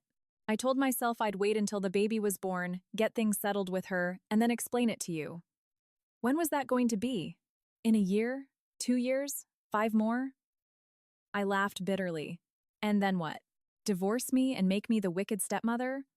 Or keep me as your dirty little secret? No, it wasn't like that. He shook his head. The plan was, once the kid was a bit older, I'd break up with Chloe and come back to you. You were always the one I truly loved, Jess. Chloe was just a mistake. A mistake. The word echoed in my head. It was the cruelest thing I had ever heard. A 5-year mistake? A mistake you bought a multi-million-dollar condo with? A mistake you protected over your actual wife? I know I sound like a piece of shit, But it's true. Mike tried to grab my hand. I immediately pulled back. These 5 years have been hell for me too. Feeling guilty toward you, guilty toward Chloe. I was being punished. I thought I could manage both sides until I couldn't. He was crying now. I was actually planning to come clean to her next month and go back to you. Stop. I cut him off. You still don't get it, Mike. The issue isn't who you chose. The issue is that you chose deception. You wanted Chloe's affection, and you wanted my devotion. You were just greedy. Then what was I supposed to do? He suddenly yelled. Customers turned to look. If I abandoned a pregnant Chloe, I'm a monster. If I divorced you, I'm a bastard. I couldn't win. You were supposed to be honest, I said calmly. If you had told me the truth 5 years ago, maybe we could have figured it out. Even if it ended in divorce, at least I wouldn't have spent 5 years waiting like an idiot. Mike fell silent. His shoulders slumped. In an instant, he looked like he had aged 10 years. You're right. I was selfish, he said defeatedly. I was terrified of losing you, and I couldn't handle the pressure from her family. So I took the coward's way out. So what now? I asked. Chloe is taking the baby and leaving you. And I'm divorcing you. What are you going to do? He looked up, his eyes bloodshot. Jess, if I give up everything. My job, the condo, the baby. Will you give me one more chance? I'll quit my firm. We'll leave the city. Start over. Impossible. I shook my head. A broken mirror can't be fixed. And you can't give all that up. I can. If you want, I'll walk away from all of it. No, you won't. I looked at him. Because you've never understood me. If I took back a man who lied to me for 5 years just for love, I wouldn't be me anymore. The coffee arrived. We stirred our cups in silence. The clinking of the spoons felt deafening. Then I'll see you in court, Mike finally said, his voice stripped of all begging, leaving only exhaustion. I'm not giving up my assets easily. I worked hard for this family too. Worked hard? I laughed. Through lies? Or through embezzlement? Think what you want. My lawyer will contact yours. All right. I nodded. We're done here. As I stood to leave, he called out. One more thing. That $50,000. That's mine. The value I brought to the company over 5 years is worth 10 times that. What $50,000? Don't play dumb. The money you had your lawyer dig up from my Cayman Islands account. He sneered. That's my project bonus. It's perfectly legal. His face froze the second the words left his mouth. I had guessed right. I sat back down. Mike, you didn't just lie to me. You lied to your company, didn't you? Embezzling project funds, setting up offshore shell companies. Do you have any idea how much prison time that carries? No, it was a legitimate investment. The SEC and the NYPD will be the judge of that. I stood up. Oh, I forgot to mention. I sent an anonymous tip to the NYPD Financial Crimes Task Force. Whether they investigate or not is out of my hands. Mike's face went white, then blue, then a sickly gray. You called the cops? I just provided some evidence. I corrected him. Like you said, if it's legal, the experts will figure it out. Jessica, are you really going to go this far? He gritted his teeth. I leaned in close, keeping my voice low. Mike, during the last 5 years, when I woke up sick in the middle of the night with no one to take care of me, when I watched other couples and felt cripplingly alone, which one of us went too far? He opened his mouth but made no sound. The court summons is coming. Look out for it. I pulled 2 $50 bills from my wallet and dropped them on the table. Coffee is on me. A parting gift for our 10 years. I walked out. My hands were shaking. But my steps were resolute. Outside, the sun was blinding. I shielded my eyes, taking a deep breath. Jess! Mike ran out, grabbing my arm. His eyes were bloodshot. If I go to prison, will that make you happy? No, I answered honestly. But I won't shed a tear for you either. Adults have to pay for their choices. I regret it so much, he sobbed. I regret coming back. I regret meeting Chloe. The only thing you should regret is choosing to lie. I pulled my arm away. Goodbye, Mike. Actually, let's never see each other again. I got into my car and drove away. In the rearview mirror, Mike stood frozen in front of the cafe, shrinking until he was just a speck. 2 blocks later, I pulled over, rested my head on the steering wheel, and sobbed. Not for him, for myself, for the naive girl who believed that if you just kept a promise and waited, you'd be rewarded. I cried until I had nothing left. Then, I wiped my eyes, touched up my makeup, and called Attorney Hayes. Mike is highly likely involved in corporate embezzlement. I tipped off his company and the police. Expedite the divorce. I want it done before he's indicted. Understood. We have a court date set for next Wednesday. The judge granted the emergency injunction. All your joint accounts and his personal assets are frozen. What about the Tribeca apartment? That's co-owned by Chloe, so it's harder to freeze entirely. But we filed a claim on the $1 million down payment, arguing it contains marital assets. Good. Do not yield a single cent. Hanging up, I leaned back, an overwhelming exhaustion washing over me. My phone buzzed. Sarah. How'd it go? Said everything I needed to say. I summarized the conversation. Are you okay? You sound dead. I'm fine. Just feel empty. Of course you do. 10 years doesn't just disappear overnight. Let me come over. No, I want to be alone tonight. Let's get dinner tomorrow, all right? Remember, I'm always on your side. I drove aimlessly, eventually pulling up to my old apartment in Hoboken. I had redecorated the place after Mike left, turning his office into a home gym and his closet into a study, thinking it would erase his ghost. But some memories stick. I turned on some old jazz records and started deep cleaning the apartment. Scrubbing floors and throwing away expired food kept my mind occupied. In the study, on the top shelf, I found an old tin box. It held movie stubs, train tickets, and little trinkets from when we first started dating. I hadn't opened it in 5 years. Inside was a photo album, pictures of a younger us, smiling like idiots on campus, at the beach, in the mountains. We were so young, eyes full of light, believing the future was infinite. The last page was a solo picture of me at the airport the day he left. I was forcing a smile, but my eyes were watery. On the back he had written, "Wait for me. When I return, we'll never be apart again." Never turned out to be very short. I closed the album, put it back in the tin, walked downstairs, and threw the entire box into the apartment dumpster. What needs to be thrown away must be thrown away. Holding on to it only infects the wound. Back upstairs, my phone rang. Unknown number. Hello. Is this Jessica Parker? Yes. This is Detective King with the NYPD Financial Crimes Task Force. Regarding the anonymous tip you submitted concerning Mike Davis's embezzlement allegations, we have a few questions. Could you come down to the precinct? The precinct was a bleak, gray building in Lower Manhattan. I parked, took a deep breath, and walked in. I was met by 2 detectives. Detective King was a stern man in his 40s. His partner was younger, with a softer demeanor.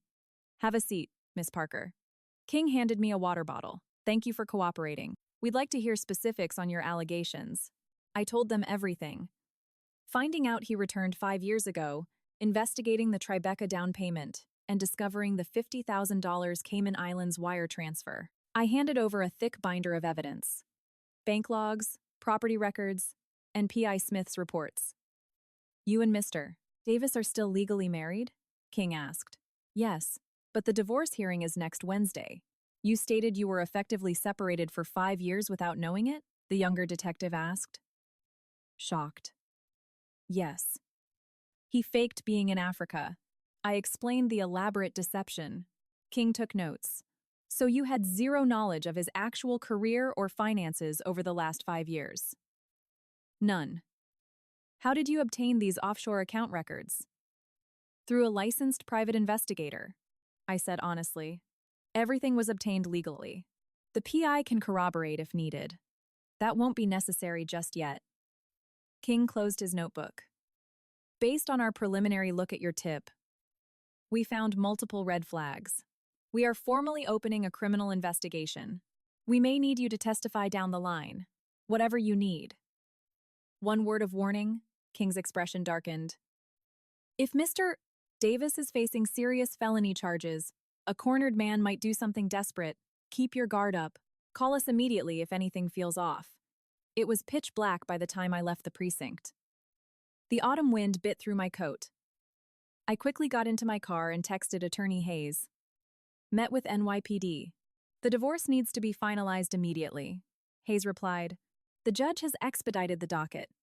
We will likely get a summary judgment next Wednesday. Also, Chloe's father called me today. He's demanding his $500,000 equity back from the Tribeca condo. He's threatening to sue Mike for fraud. It's going to get messy. Let them fight it out, I replied. Just protect my share.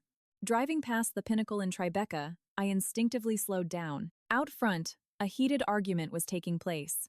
It was Robert Bennett, Chloe's father, screaming at the doorman. A few minutes later, Mike's Tesla pulled up. Robert immediately blocked the car. I pulled over half a block away and watched. Mike rolled down his window. Robert was screaming, pounding on the hood of the car. Mike got out, trying to calm him down, but Robert shoved him hard. The doorman intervened, and a small crowd formed. Finally, Mike said something that made Robert back off slightly. They moved to the sidewalk to talk. 10 minutes later, Robert stormed off, leaving Mike standing there rubbing his temples, looking utterly defeated. I drove away quietly. The storm of lies was finally sweeping up everyone involved. When I got back to Hoboken, it was late. Parking my car, I walked toward the building entrance. Suddenly, I felt a chill. The hallway lights were dead. It was pitch black. I turned on my phone flashlight and walked up the stairs.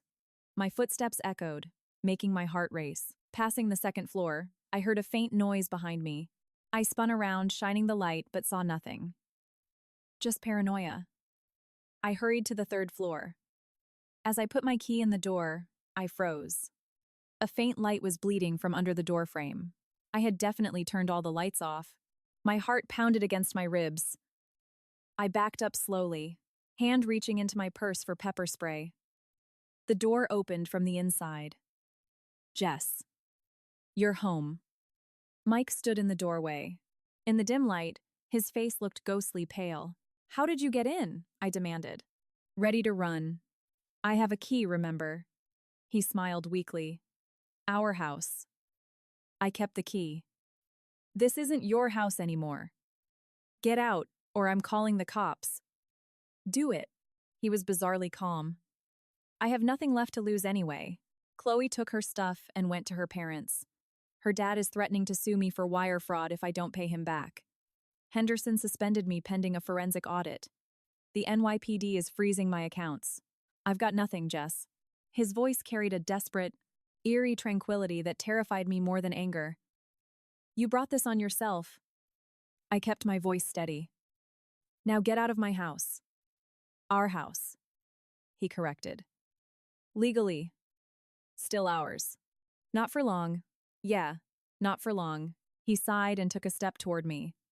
I immediately backed up, but he was faster. He grabbed my wrist. Let go of me. 5 minutes, Jess. Just give me 5 minutes. His grip was tight, but his eyes were begging. After I say my piece, I'll leave. You'll never see me again. I stopped fighting, keeping my hand gripped tightly around the pepper spray in my bag. I'm going to turn myself in. I'll pay back whatever I took, Mike said softly. But before I do, I have a favor to ask you. What favor? If I go to prison, please don't tell my parents. Their health is failing. They wouldn't survive it. Just tell them my overseas project got extended. I stared at him, feeling a wave of pity. Even at rock bottom, he was obsessed with maintaining his facade. And Chloe's baby, if he's born, could you check on him sometimes? He doesn't deserve this. I don't want him growing up with a father in prison, or no father at all. Why the hell would I look after your bastard child with another woman? Because... His voice broke. Because we loved each other for 10 years. And because I know you have the kindest heart in the world. You're wrong, I said icily. You hardened my heart. I won't look after your kid, and I won't cover for your lies. Adults have to face the consequences of their actions, Mike.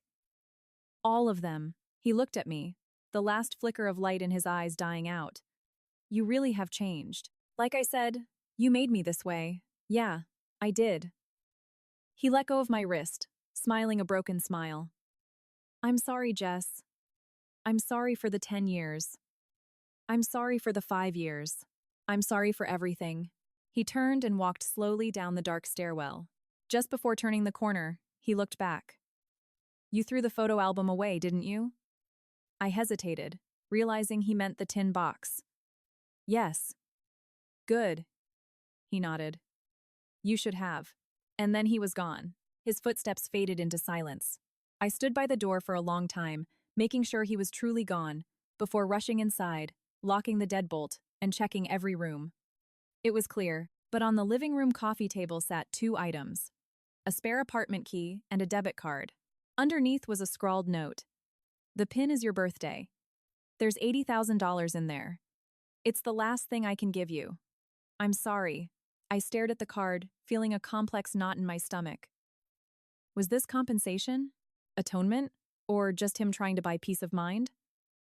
My phone rang. It was Sarah. Jess, are you okay? Mike just called me acting like a lunatic, asking me to take care of you if anything happens to him. He was just here. He left. I explained the situation. You need to call the cops. That's breaking and entering. It's fine. He's not coming back. How do you know? If he's cornered, he might do something crazy. He won't. I didn't know why I was so sure, but Mike loved himself too much to do anything extreme. Tonight felt more like a farewell tour. I hung up and put the debit card in a drawer. This money wasn't mine to spend, but I wouldn't let Mike have it either. Maybe there was a better use for it. The next day, Attorney Hayes called. Mike's lawyer had reached out. Mike had agreed to every single term I proposed for the divorce and asset division. His only request was to finalize it immediately. What about the police? I asked. He hasn't been formally indicted yet, Hayes said. But we don't have much time. If he's arrested, the divorce gets stalled. The judge agreed to expedite. We'll have a final decree in 3 days. That afternoon, I met with Chloe.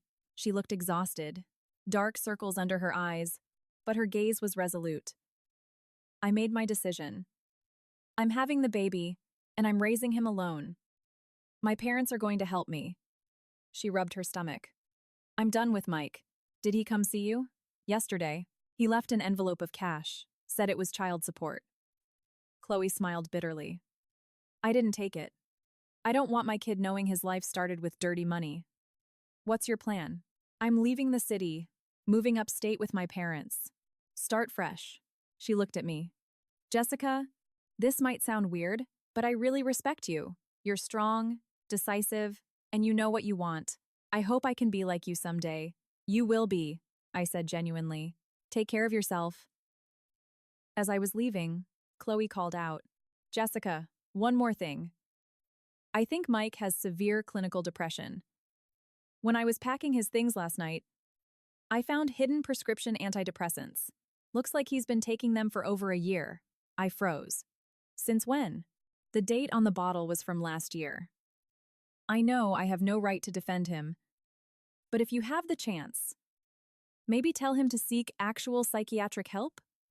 Regardless of what he did, I understand. Thank you. Leaving Chloe's place, my heart felt heavy. Depression? Mike, who had always been so confident and composed. Suddenly, his eerie calmness last night, his dead eyes, his farewell tour, it took on a terrifying new context. It wasn't just him giving up, it was an illness. I tried calling him. It rang out. I tried again. Sent straight to voicemail. I called Attorney Hayes. Can you reach Mike? It's an emergency. I was just about to call you. We've lost contact with him. He didn't show up to work today, and his lawyer hasn't heard from him. The NYPD is actively looking for him, suspecting he might be preparing to flee the country. Flee the country? No, he's not fleeing.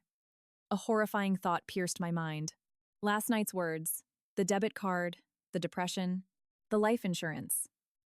Mr. Hayes, can you check that new life insurance policy he took out?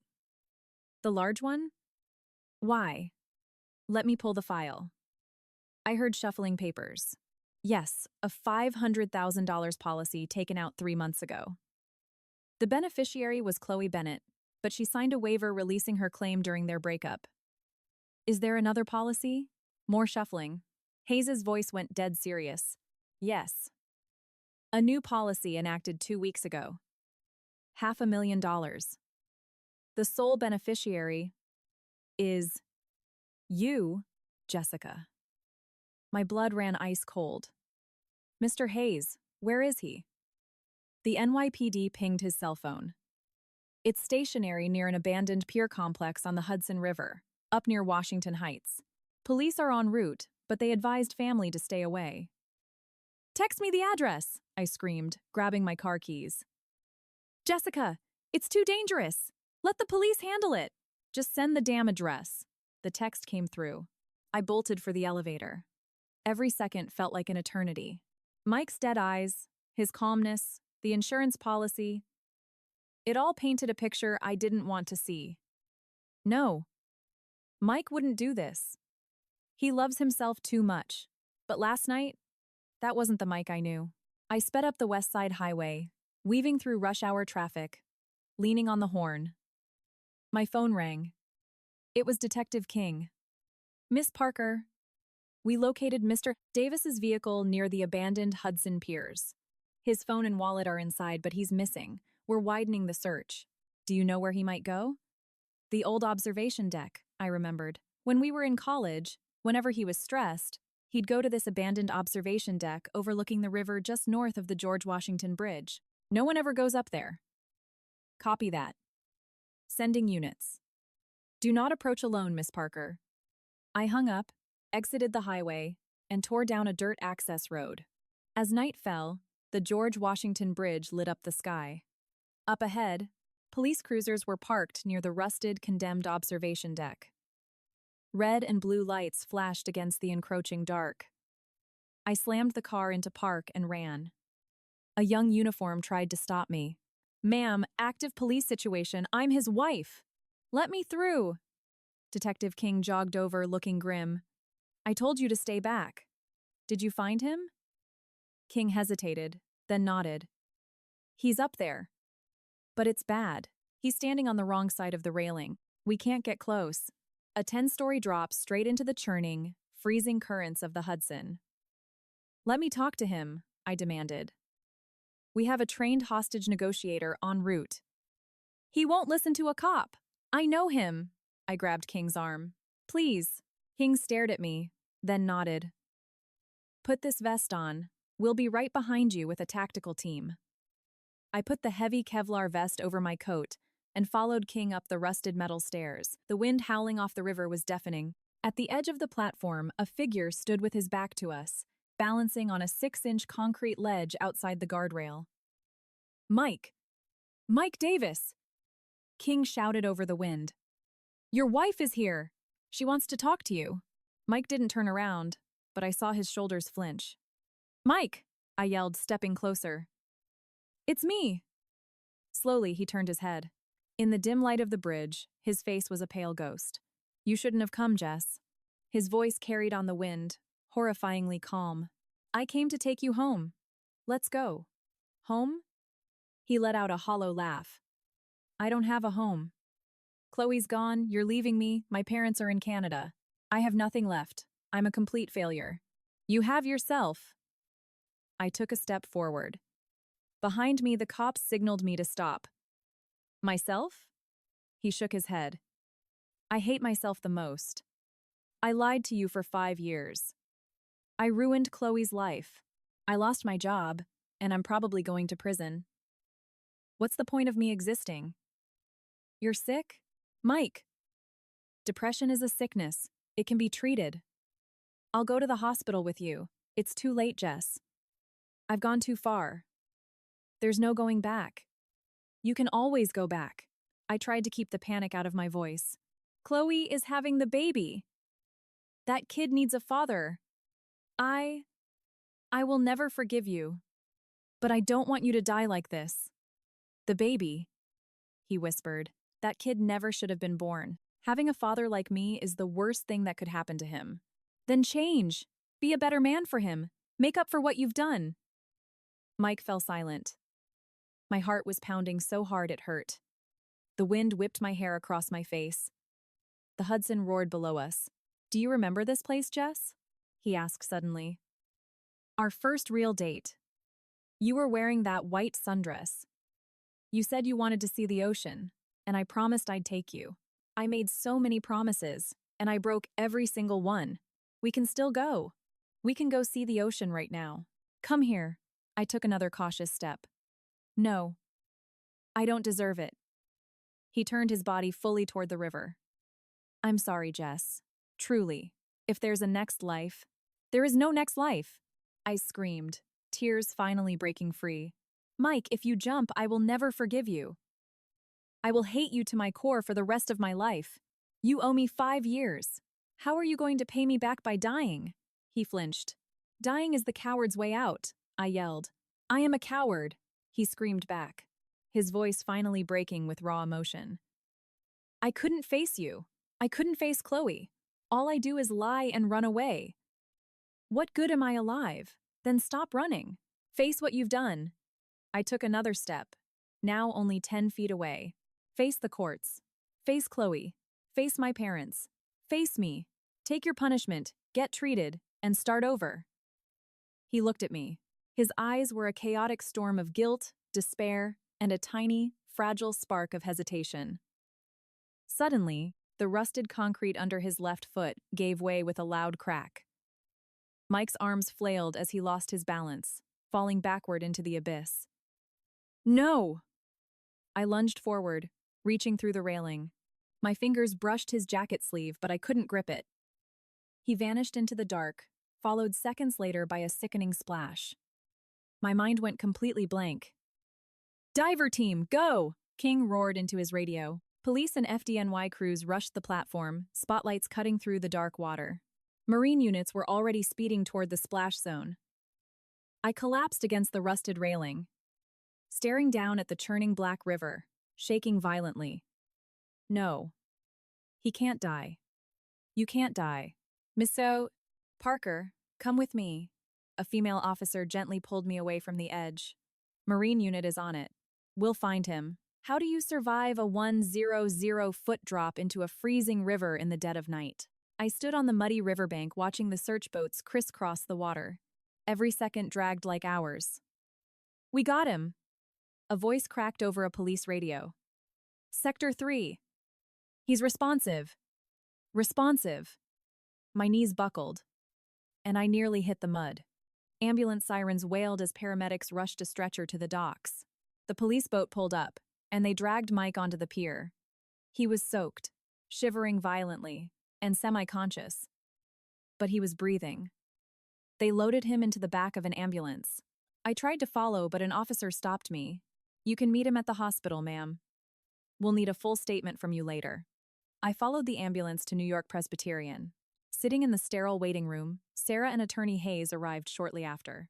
Sarah threw her arms around me. Oh my God, Jess. The cops told me you almost went over the rail with him. I'm fine.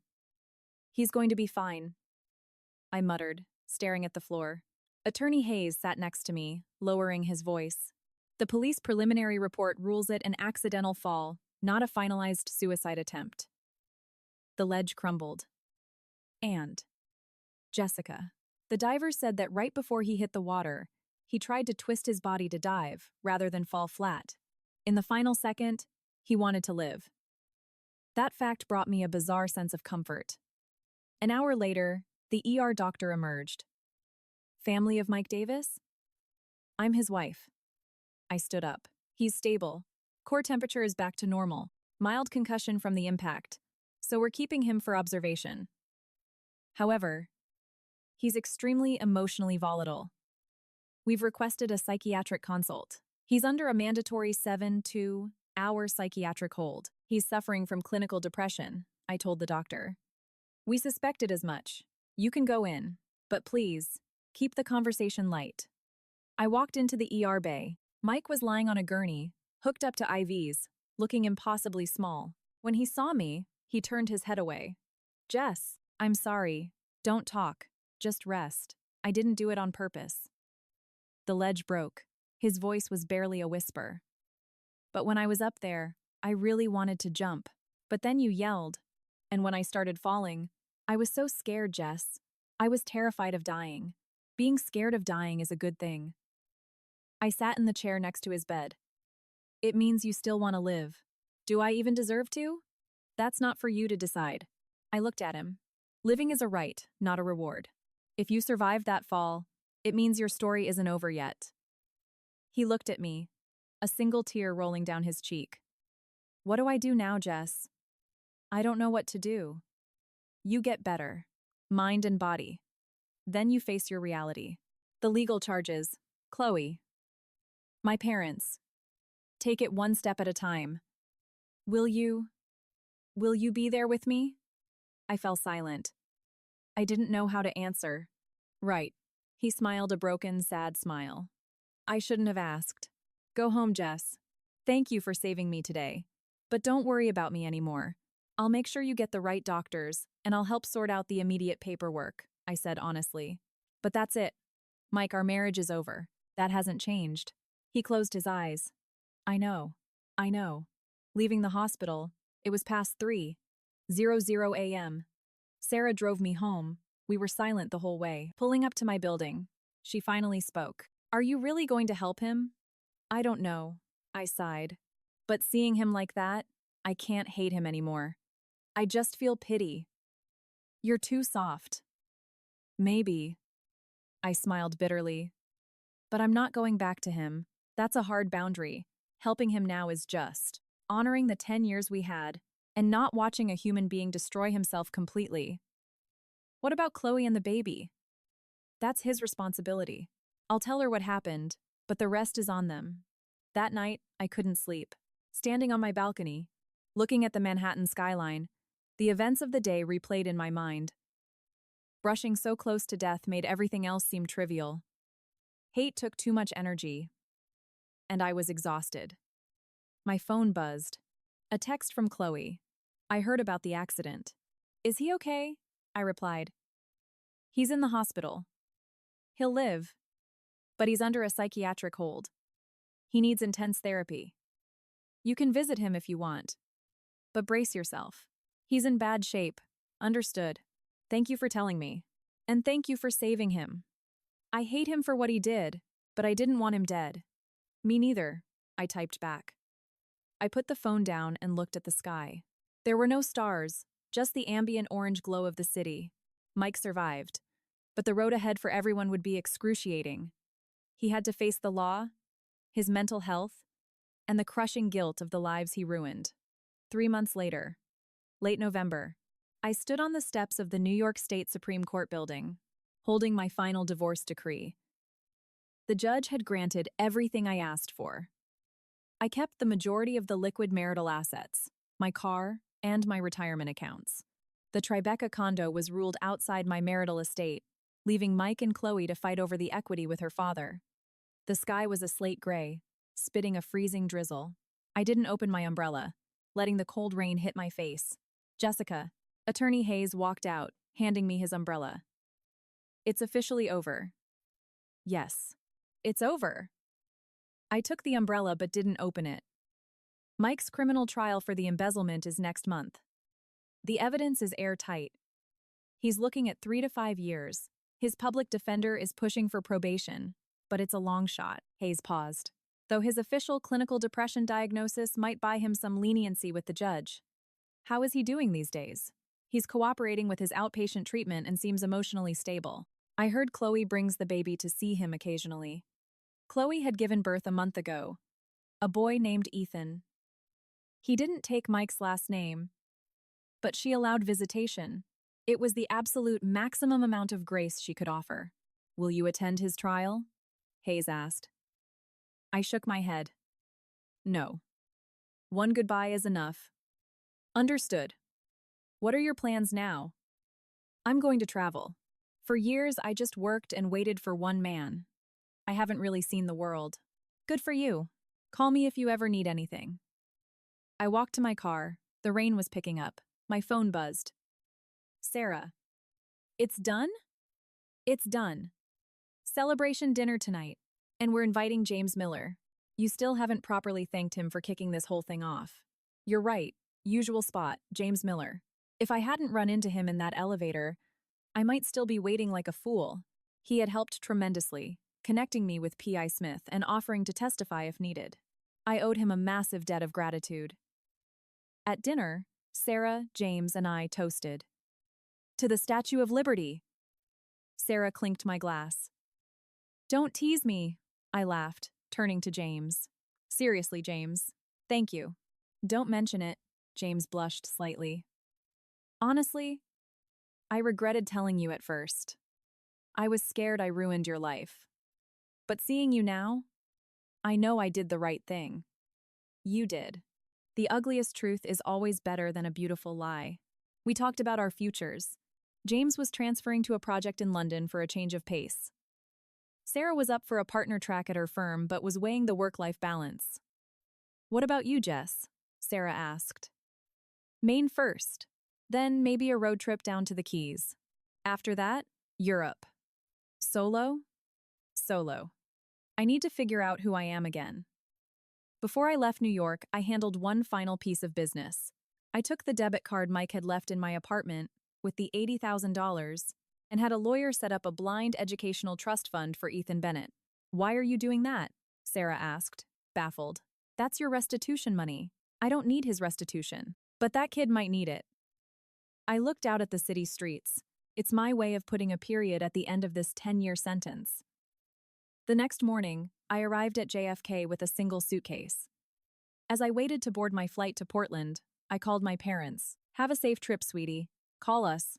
My mom's voice trembled slightly. I will, Mom. Stay healthy. I'll visit as soon as I'm back. I hung up and powered down my phone. The plane rocketed down the runway, ascending into the clouds.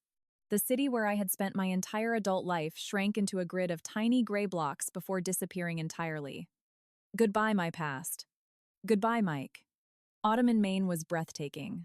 The sky was violently blue, the air crisp. I stayed at a small coastal cabin, hiking Acadia National Park, eating lobster, and sleeping in.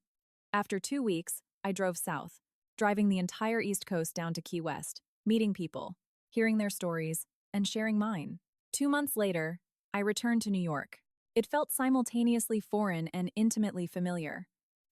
I got a text from Sarah. Mike's sentencing was today. 3 years probation, heavily fined, and mandatory restitution. He didn't appeal. Chloe brought the baby to the courthouse. I heard he cried when he saw them. I stared at the message for a long time before replying. Got it. Hope the kid grows up healthy. Where are you? When are you coming back? I'm back. Let's get drinks this weekend. I put my phone away and walked up to the rooftop of my temporary Airbnb in Brooklyn. The Manhattan skyline glittered across the East River. Years ago, Mike and I had looked at this same skyline from the other side, and he had told me that every light in the city was a wish, and his wish was to grow old with me. The lights were still there, but that wish was dead. And that was okay, because now I could make my own wishes. I closed my eyes and whispered to the wind, let me live bravely. Let me live freely. And let me live entirely for myself. The wind swept off the river, cold and bracing, as if answering me. The next day, I signed a lease on a new apartment in Dumbo. It wasn't huge, but it had massive windows overlooking the Brooklyn Bridge. I spent a week decorating it exactly how I wanted it. Bold colors, art from my travels, a huge reading chair. When Sarah came over for the housewarming, her jaw dropped. This is amazing. It's so, you, yeah, it's 100% mine. What's next? You gonna start working again? I started a travel and lifestyle blog on the road. It blew up. A publisher reached out about a book deal. No way! Are you gonna do it? I think so. Not just a travelogue, but a book about finding yourself after losing everything. My story, and the stories of the women I met on the road. That evening, I sat on my new balcony, a glass of red wine in hand, looking out at the glittering skyline. The breeze was chilly, but my heart was warm. I remembered a guide in Maine telling me, the mountain doesn't lower itself for you. You just have to get stronger to climb it. Life wasn't going to lower its difficulty for me, but I had built the strength to face it. My phone buzzed. A photo from Chloe. It was Ethan's 100-day milestone picture. He was chubby, with big eyes, looking a lot like Chloe, but with a faint hint of Mike in his smile. Thank you for the trust fund, Jessica. When he's older, I want to meet you and thank you in person. I smiled and typed back. Anytime, take care of yourselves. I set the phone down, raised my wine glass to the glowing skyline, and spoke into the crisp night air, to new beginnings, to a free spirit, to the courage to always move forward, to Jessica. There were no stars in the sky, but the city lights blazed brilliantly, and every light was a story, a life, moving forward.